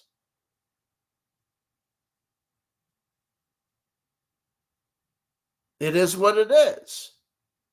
We know that the Blue Avians, through David Wilcock and through the dude who sued me, were connected to and tried to be incorporated into this whole Law of One material and stuff. But they apparently flew away when we all turned them into a religion. What? I don't know. But it was made up. It's IP. It's not IP. I don't want to get, cause another ruckus. Ruckertus. This research from the 1700s and 1800s, there was a huge, huge Christian movement of analyzing the pyramid and finding a timeline that very accurately shows you the birth, crucifixion, resurrection of Christ. That's the biggest event in the ascending passage, where the height goes up to 286.1. Folks, there's people that have looked at the ascending passage and found, aliens coming and going. There's people that have found Barack Obama in there. Folks, it is what it is. If people want to believe that it's a Christian monument, I'm not here to tell people that Muhammad is not the prophet of Allah. I'm not here to tell them that. I'm here to tell you that it's your special brand of fun. Have fun. It is what it is. 1 pyramid inches is right when that happens. The height goes much higher than you're originally crouching down. Right at the moment that Jesus has the crucifixion resurrection is where the height of the ceiling gets much, much taller. It's like 20 feet tall now. It's amazing. And there's all these dates that are correlated with it. We Great Pyramid creates. And in case you're curious, where's the proof for the actual existence of the historical Jesus? There is debate on whether there actually was a crucifixion. There's debate about whether there was a historical figure actually known as Jesus. Folks, none of this stuff makes any sense. And none of this stuff is consistent. But let's have fun. It's a cross of light on the ground during, I believe, the summer solstice, when the sun is kind of in the middle. You get this crucifix. And if actually, you ever see the movie Raiders of the Lost Ark? It's actually a documentary. If you hold the staff just right, it will show you where the Ark of the Covenant is. Fix on the ground, and at the 153rd course up from the bottom, which is 153 fishes in Jesus's net. That's what it means. I've read the well-researched, scientifically verifiable documentary evidence contained in Dr. Joseph P. Farrell's Giza Death Star tome. I think we need to have a debate. It's the thickest course in the whole pyramid up until that point. So there's all kinds of weird things like that. It's weird Christian synchronicities, and they're everywhere. Everywhere. If you measure in pyramid inches, the pyramid inches. Pyramid inches. if you measure my genitalia in pyramid inches, I'm actually quite impressive.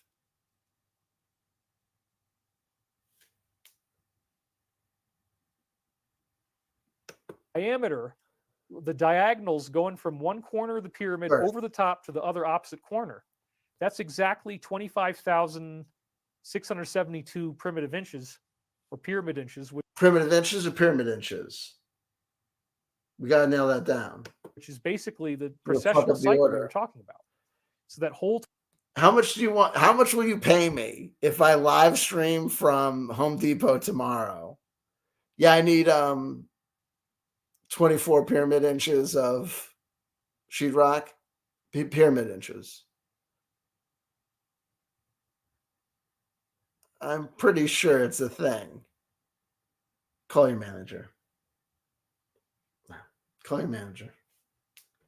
25,000 year cycle is encoded into the pyramid. I'll wait here 25,000 years. But again, it's a Christian monument that then got co-opted, where the deep state folks say, oh, well, the pyramid was a Christian monument that got co-opted by the deep state. If you say the Jews, I'm coming out. No.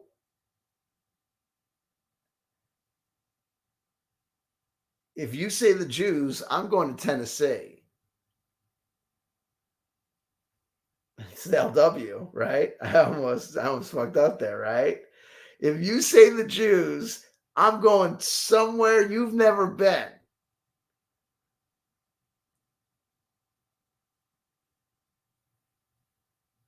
To go nowhere near you.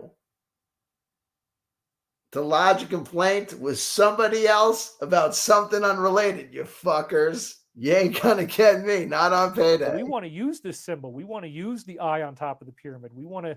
There is no eye on top of the pyramid. So again, Archangel Michael and Michael prophecies clearly reveal... Who's also Ra, who's also you, who's also this guy. You're all... God bless you.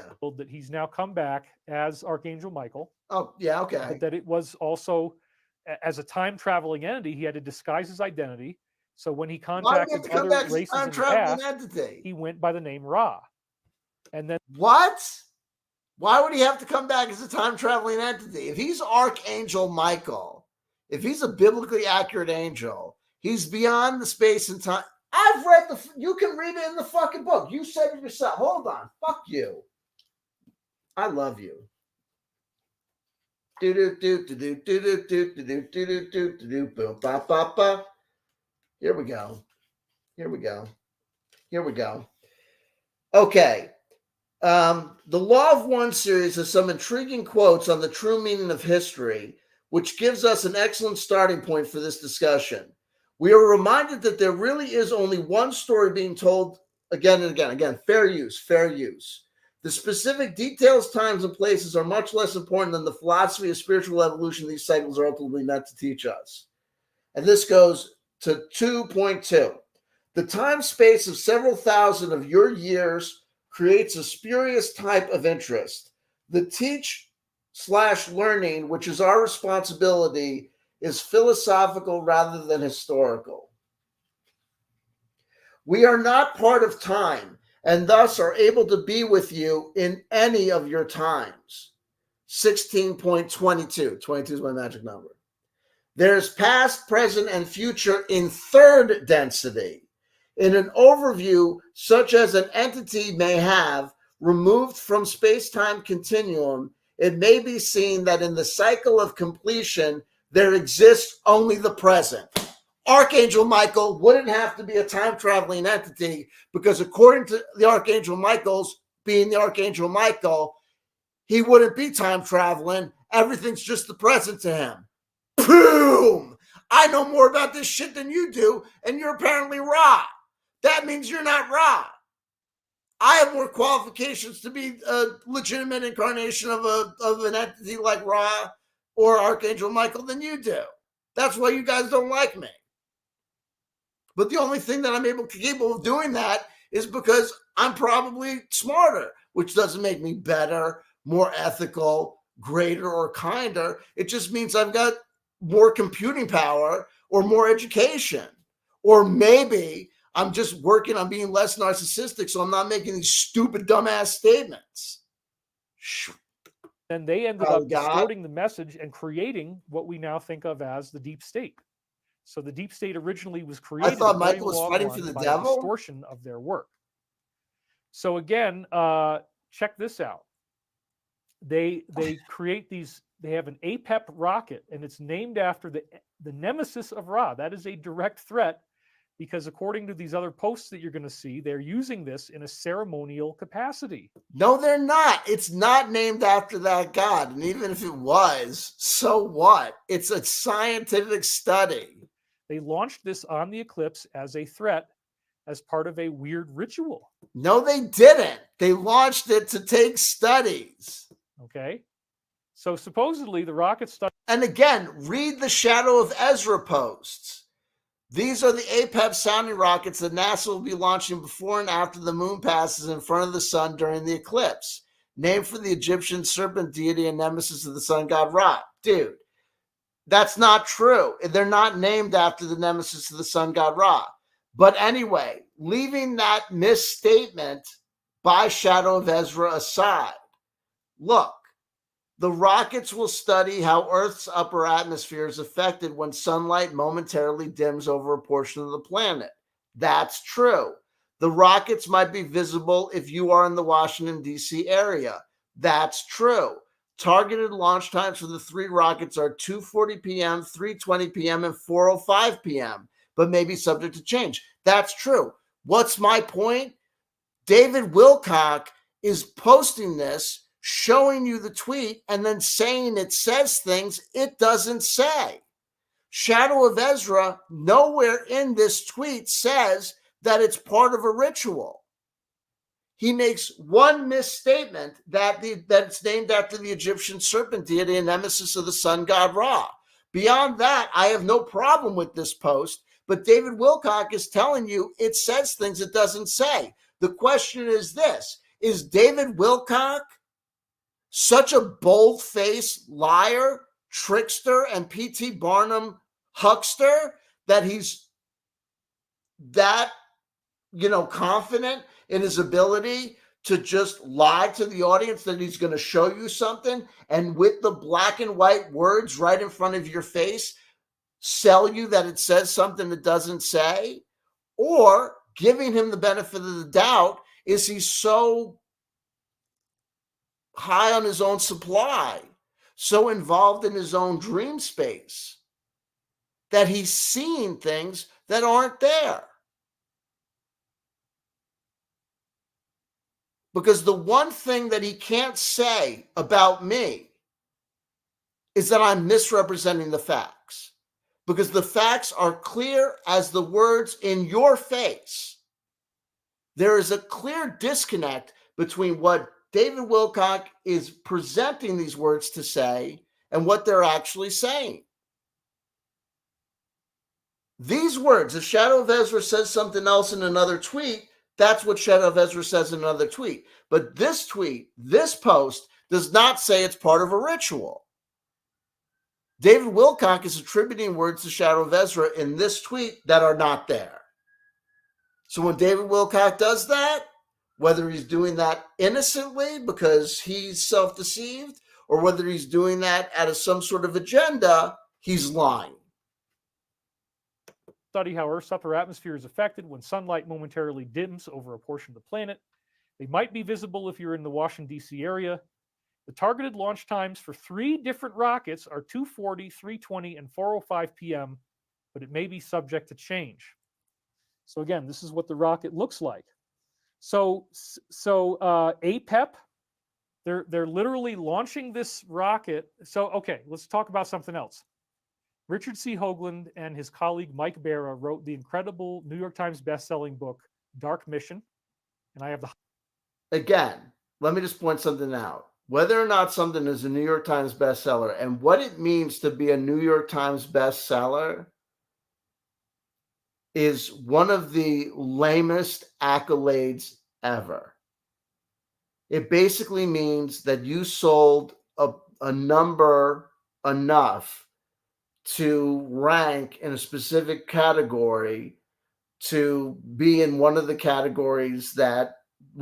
many categories that the New York Times tracks. And now that the New York Times is not just a print publication, but a publication that tracks things along several media, including digital medias, where it can include a whole bunch of different categories, the number of things that can use this accolade, New York Times bestseller, it means nothing. And even if it did, V.C. Andrews has sold millions and millions and millions of copies of Flowers in the Attic. Flowers in the Attic is not required reading. It is not literature. Joan Collins is absolutely sold a bajillion books. If you've never read a Joan Collins book, you've not missed out, right? Highest respect for both of them for writing that one book alone. What they did is summarized a whole lot of information that was maybe originally being talked. Mike Barra is Mike Barra, right? One of the many people who has me blocked on Twitter, one of the many people who supports the one and only Donald Trump, going on the first U.S. president, former U.S. president, to be going on criminal trial starting tomorrow. About by Jordan Maxwell, going through like basically every single NASA launch there's ever been. And they typically do the launch where Venus, the star that they associate with Lucifer, is at either like 33 degrees altitude in the sky or picking and choosing data. It is what it is. We've all been through this. All the astronauts are Masons. No, they're not. They do this at this particular time. No, it's not. It is what it is. Richard C. Hoagland was the guy who was the grand champion of the universe for having that, making a lot of hay over the, face on Mars. And then once we get better, imaging technology, the face on Mars disappears. 22.5 degrees in the sky, and 22.5 is Venus. It's 225, the number of days of their orbit. So they have these things called the alignments, and then Hoagland would go into great detail and spend so much time talking about this. Like, they keep doing these alignments, and the alignments show you, where these. We'll get there, folks. Rooster Rubato. The thing is, at a certain time, and that's when they launch the rocket. Well, we got to get it right. We got to have everything lined up. Well, apparently, say hello also to Lily in their tradition, Lucifer is associated Welcome with to the live chat, Lily Opatra. Welcome, Rooster. So they look at the launching of a rocket as an act of worship or an act of war. So they will do it at ceremonial times. I mean, to me, it sounds really ridiculous, but they do it at ceremonial times, thinking they don't. And also, by the way, type of extra with this edge. numbers, again, you don't have to believe every this is true, welcome, Builder Lee 72, folks. So the name of this rocket is APEP. Let's just remember, there are. What is it? There are 10 cardinal numbers, right? 0, 1, 2, 3, 4, 5, 6, 7, 8, 9. If you look at any numerological book, all of these numbers, look at tarot cards. Every number has a meaning. Every date in the calendar has something attributed to it. Everything has some meaning you can attribute it to. So it's an easy game to play to say that everything has some sort of ceremonial meaning. And it's also we pick and choose. PEP, supposedly the enemy of yours truly. He just said it. That's what we were waiting for. Supposedly the enemy of yours truly. Who's yours truly? The APEP rocket, according to Shadow of Ezra, was named after Apep, the Egyptian god of chaos, who was the enemy of Ra. And then David Wilcock just said, it's the enemy of yours truly, meaning that he's Ra. Now, I don't know how else to interpret that statement. Let's go back and just have him play it again. If you're just joining us, this may not make a lot of sense. I apologize. I'm not trying to misconstrue David Wilcock. I'm not trying to misinterpret him. I'm not trying to put words in his mouth. It is what it is. Again, let's hear him say it. The launch where Venus, the star that they associate with Lucifer, is at either like 33 degrees altitude in the sky or 22.5 degrees in the sky. And 22.5 is Venus. It's 225, the number of days of their orbit. So they have these things called the alignments. And then Hoagland would go into great detail and spend so much time talking about this. Like, they keep doing these alignments. And the alignments show you, you know, where these... where everything is at a certain time, and that's when they launch the rocket. Well, we got to get it right. We got to have everything lined up. Well, apparently, you know, in their tradition, Lucifer is associated with flying machines and rockets. And so they look at the launching of a rocket as an act of worship or an act of war. So they will do it at ceremonial times. I mean, to me, it sounds really ridiculous, but they do it at ceremonial times thinking that it's going to give them some type of extra edge. And again, you don't have to believe that this is true, but this is what they do. So the name of this rocket is APEP, A-P-E-P, supposedly the enemy of yours truly. And all the other comms that Ezra was sharing with us are saying that they're doing a mass ceremony on the eclipse and that it's very evil. No, and see, that there you go. Summoned the enemy of Ra, which is my enemy, right? So the enemy of Ra, which is my enemy. So he said it twice. Instead of calling him APEP, we're going to call him CPAP. He said it twice. He said they're doing it. He says the lie again. He says that Shadow of Ezra says that they were doing it as a ritual. He hasn't shown any posts saying that Shadow of Ezra said that the rockets were a ritual. He just said Shadow of Ezra just said they were launching these rockets, and the rockets were named after Apep, this Egyptian god of chaos or darkness, the enemy of Ra. They're not. We've gone through it's an acronym. We've gone through what APEP stands for. It's not named after the Egyptian god of chaos. And we've gone through why there's a perfectly logical explanation why NASA would want to launch rockets during the solar eclipse to make scientific measurements about the upper atmosphere. But then we also have an opportunity to hear David Wilcock say twice that they're launching these rockets as a ritual attack against Ra, which is him. That's an insane statement to make. And that, unlike me, where I make crazy statements, but then say, folks, I just made a crazy statement, but I'm aware of the fact that I just made a crazy statement. And don't worry, I'm under the supervision of qualified mental health professionals. He just said it, and there is no reason to believe that he's disavowing this or he's putting this into any sort of context or he's not aware of the fact that he's just said something crazy. He thinks he's fucking Ra.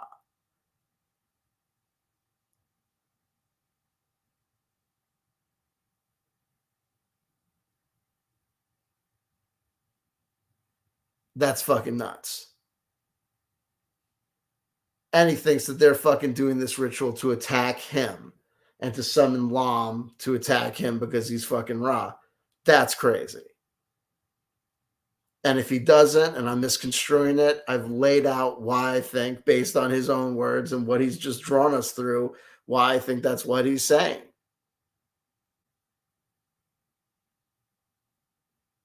So I think that I've met the reasonable person standard for why I think that I'm interpreting him correctly. And if I'm misinterpreting him, I don't mean to. But he certainly made it easy to misinterpret him. He said it fucking twice. Because this stands for continuous pathway air, continuous path air, whatever. Prosthetic, something like that. CPAP. Okay, wonderful. That's where I think that the grays are at right now, folks. I do not look at this as anything big. But again, right here on April 8th, there he is on now Telegram. And he says... Oh, now he says it's all a major satanic ritual. But this is a satanic ritual to attack David. He says it's a major satanic ritual. But it's not. But whatever. NASA rockets will be fired to the eclipse from the swamp, Washington, D.C. Okay. NASA rockets will be fired to the eclipse from the swamp, Washington, D.C., This is all a major ritual. Uh-huh. Uh-huh. And then not only that, they got to throw out a numeric code. This is great. Where on April 8th, they show you this. That was on the news that the end time that they're willing to show you on the map in Maine happens to be 3:33 p.m. So he says the last stop shows the time 3:33. Any questions? And that's Caribou, Maine. Well, yeah. So these people are weird nerds who like to screw around with this stuff, and they think that if they launch off these 3 rockets, and it's the enemy of Ra, and that they do a big ceremony, that they can here we go, right here. Now look, folks, if I'm lying, I'm dying. Remember you just said that thing about the 333? Watch this. Page 244 of David Wilcock, Synchronicity Key, 3rd chapter down. He's talking about the miracle on the Hudson as being like a kind of antidote for the 9/11. Many people felt that something profoundly mystical was going on in the miracle on the Hudson, but they didn't really understand it. Among other things, I presented video proof that the exact moment all the survivors lined up on the wings in the iconic photograph was 3:33 p.m. This was only weeks after Obama's victory was announced in the election, once he garnered 333 electoral votes. The 333 stayed on everyone's television screens during John McCain's entire concession speech. I must admit it was a great surprise to see 333 appear on a worldwide level in 2 different obvious ways over such a short period of time. I do not believe either of these events was contrived or planned by anyone here on Earth, nor do I think they make Obama a savior figure. Each of us must become the hero in this global story in our own way. He's identifying 333 as a holy number there, clearly.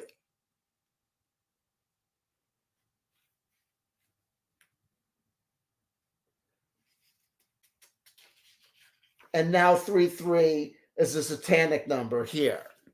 So boom. And I read that today. And 44, because it's double 22, that was on page 244. So the synchronicity is a line. Dude.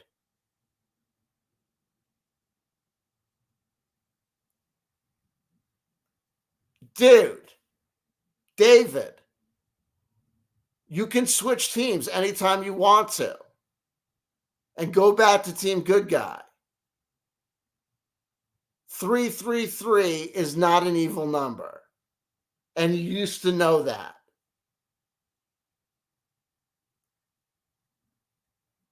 No one thinks that Barack Obama is a savior, and now you're acting like Trump is a savior. A convicted sexual assaulter. A guy who, about Ghislaine Maxwell, Epstein's girlfriend, when asked about her when she was already convicted and in prison, said she wished her well. He wished Ghislaine Maxwell well, Donald Trump did.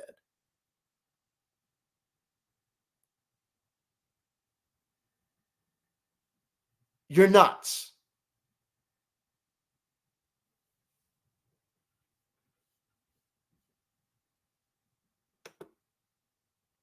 You're correct, Dream C. You're on the money.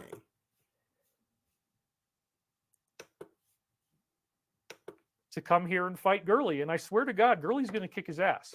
He's saying that they did this ritual to make Lam come to his place to attack him. And he just said his dog Gurley is going to kick his ass. Dude, you are on some next level stuff. I love you. If I said stuff like this, God bless you. Goddess bless you. He's just got these spindly little arms and legs. I'm not really that worried about him, because Michael's not going to let him influence me with any type of technology that he's got. So, Michael, the Archangel Michael, is going to protect you against Lam.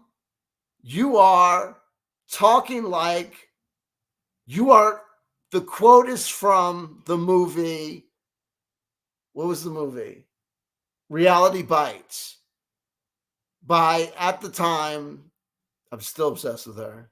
Janine Garofalo. Dude, you are in the bell jar.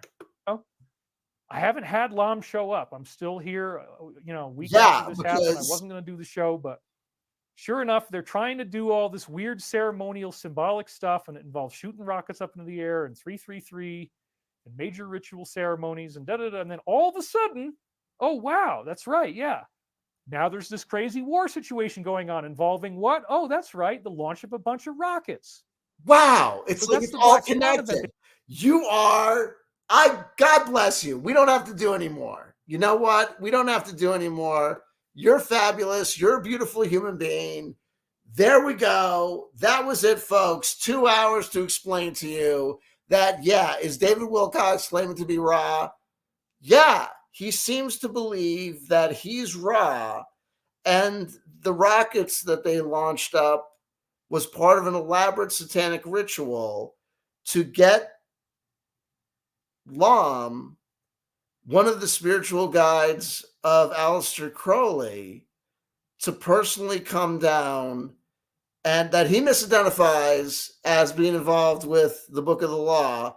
I dare say because I was making a big deal about the Book of the Law. Who knows? That's my ego. Notice that when I go out on an ego limb, I think that David Wilcock is watching me. When he goes out on a limb, he's Ra. Okay. And I just want to say, well, I guess you know what I mean. Both of our lives kind of shit the bed. The real lesson really seems to be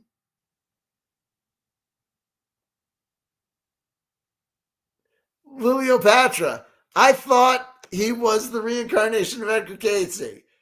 Yeah, but Edgar Casey apparently was Ra, and also the Archangel Michael. So that's how that goes. You got to start at the beginning. I know you joined us late. You've got a permission slip. You could start the video from the beginning. You got a lot to look forward to. If you're not already subscribed, subscribe.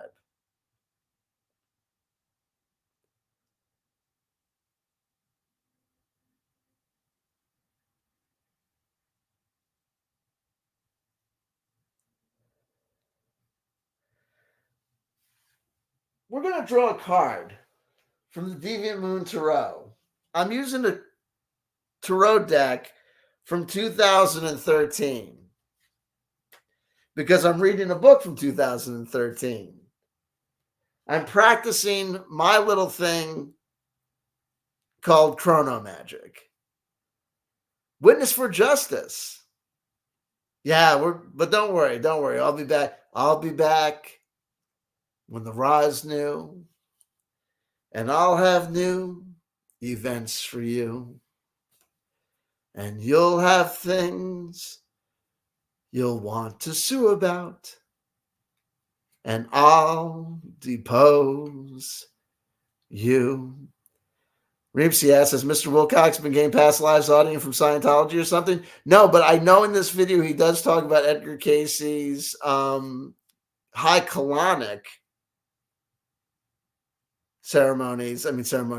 practices, and the belief that you want to get your high colonics because you could have entities apparently in your stool that's clinging to your lower intestines, which may not be body thetans per se, but certainly seems body thetan adjacent. You know what I mean? At least they seem easier to flush. And I don't know what they're charging for high colonics out by where you're at, but compared to Scientology clearing processes, they got to be cheaper, right? Philip Blair says, what's a high colonic? It's when here's what you do. You back up to your bond. You got to have a friend help you out here. You're going to be in a world of trouble. You definitely don't want to fly solo on this one, especially not if you're a beginner. Okay?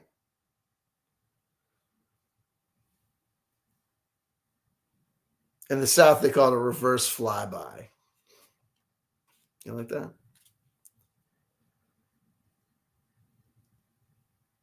Stool auditing may be part of 09. Don't tell the secrets. You'll get pneumonia and die.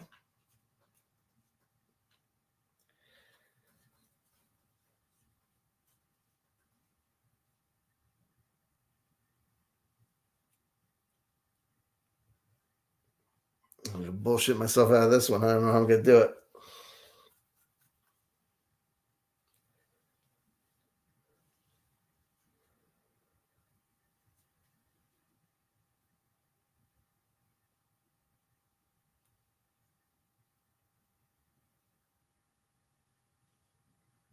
I'll just read it straight. I won't worry about it. We got the Four of Swords. And sometimes I get daunted when I'm using a deck that I'm not too familiar with. This deck is absolutely beautiful, and part of the reason that I loved using this deck at this time is because this is part of what's going on. We have people, it's this perception of, what's good and what's evil, and the perception of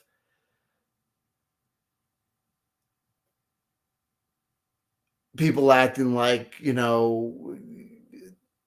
casting these lines and taking holier than thou attitudes, and people like looking to burn witches or identify people as satanic and evil. And there are those of us who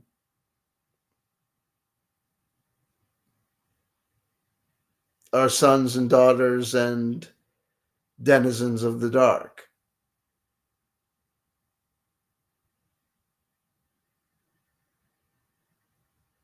And we know why we've run away to Midnight City.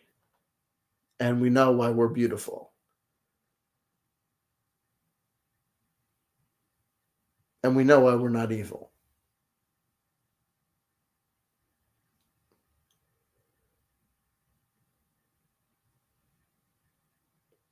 The Four of Swords. The Swords is, a suit of intellect, the suit of the mind. The mind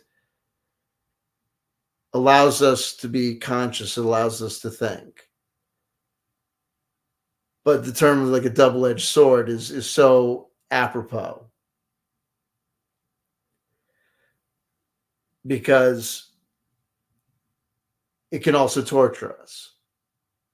And it's always this ability to see things from two perspectives, and that which allows us to think also allows us to be, endlessly tortured by our thoughts.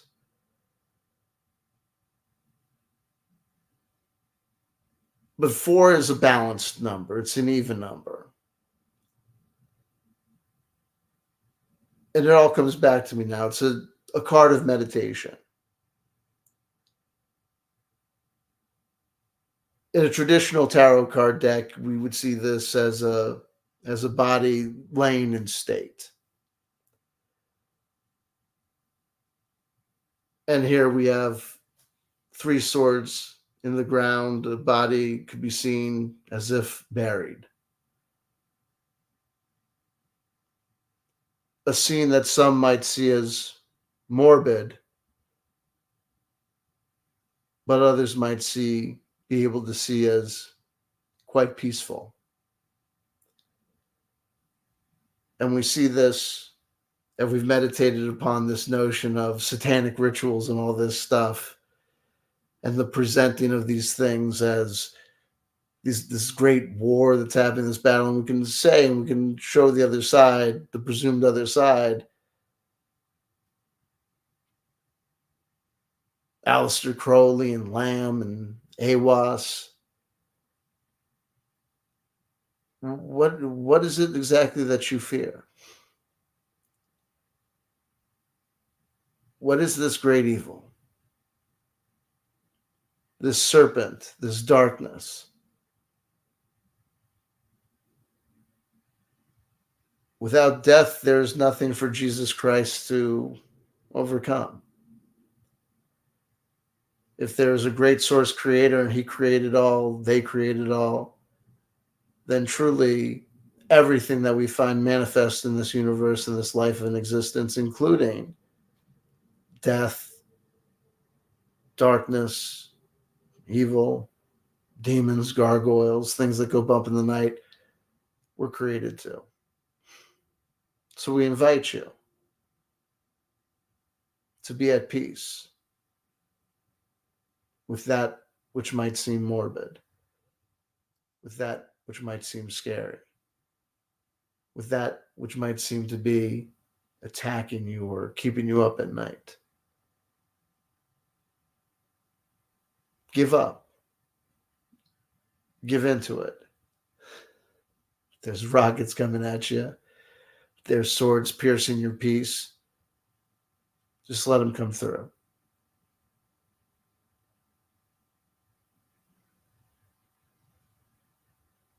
Everything that is to be is to be. Everything that will be, and all is as it should be. And we can all be at peace. For if we accept all is accepted, and all is good.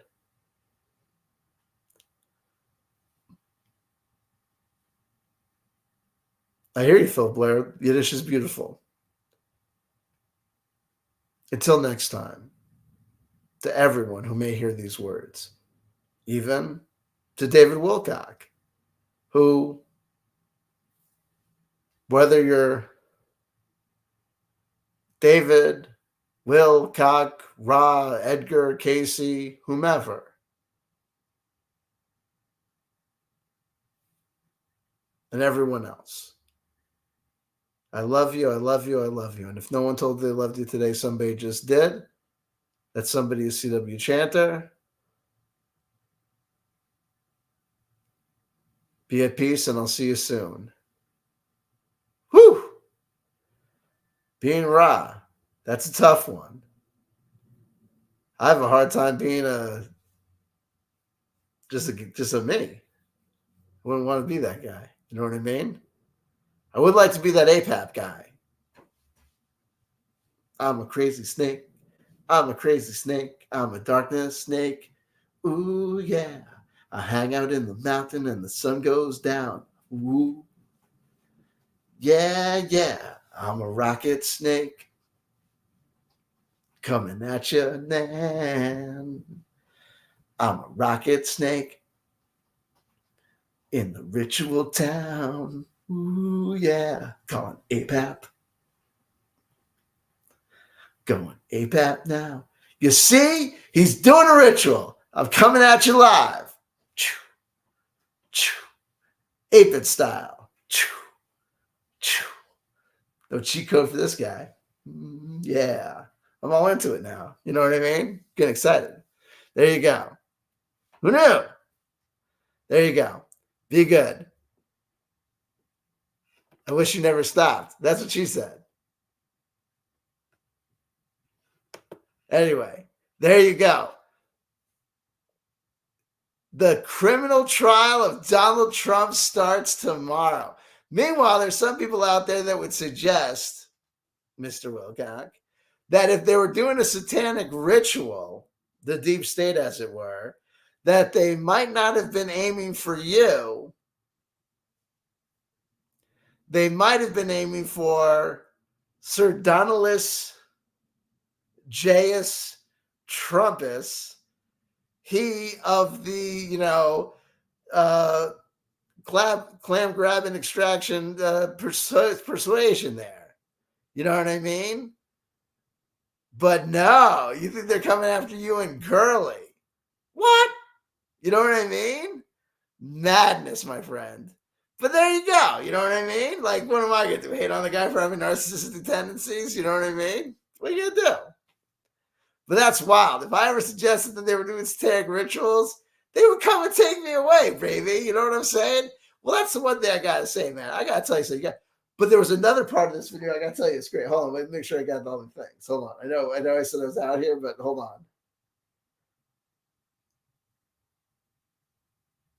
Here we go. There was another part. One last thing. There's a thing where he's talking about his company, and he's like he's got like these serious financial problems. I swear to shit, you gotta watch the video. He goes, his company, he's got these like serious financial problems. He goes, we just got an order for we just got a legit order from an African country. He goes, so my money problems might be done. He goes, my money problems might be done this week. And I'm sitting there going, you got an order from an African country? They're supposed to be selling like planes now. They haven't built anything yet, right? And I was like, holy shit. Because like, like, no offense, like African princes and that shit. And I was like,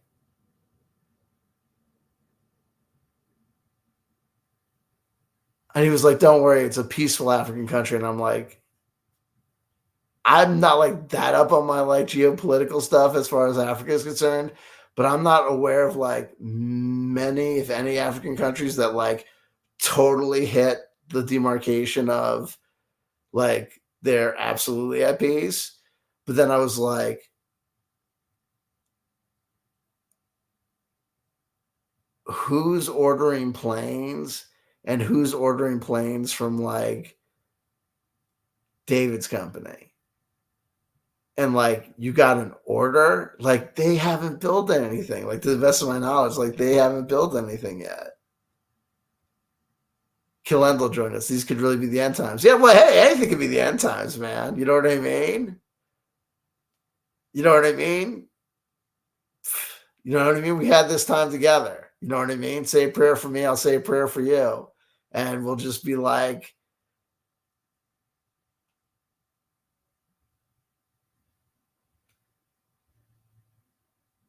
you know what I mean? We just breathe in, breathe out, and just, things are getting cray. All we got to do in the times that when shit's getting cray is this. Don't go cray yourself, right? Say a prayer for me, I'll say a prayer for you. We'll all say a prayer for each other.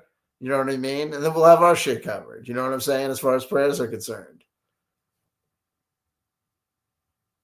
Right?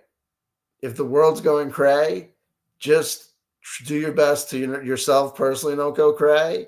And then that's one less person going cray in a cray world. And then you're doing your part, right? That's all you can do. But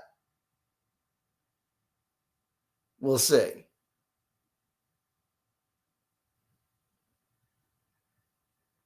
And we'll see what happens. You know what I mean? That's it. Catch you on the next one, brothers and sisters. You know what I mean? Again, I love you guys. Love you, everyone.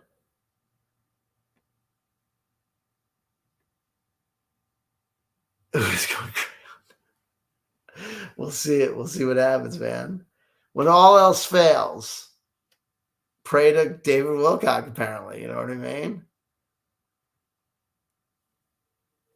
You know what I mean?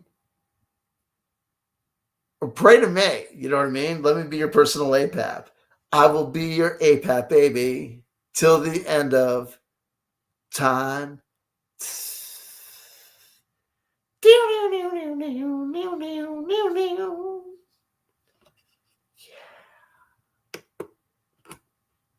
Cold Slither. Also, today is like Korean Black Heart Day. It's called Black Day, and it's like the anti-Valentine Day in Korea. It's like for all the people that didn't get shit for Valentine's Day. Apparently, in Korea, they have 2 Valentine's Days, and for all the people that didn't get shit, today is Black Day. It's like for all the people that are single, they get together on this day and be like, we didn't get shit. So they all have like black coffee and eat the special black food. That's like all like, we didn't get shit today. So if you didn't get shit today, you got no one, we got me. Party in my place.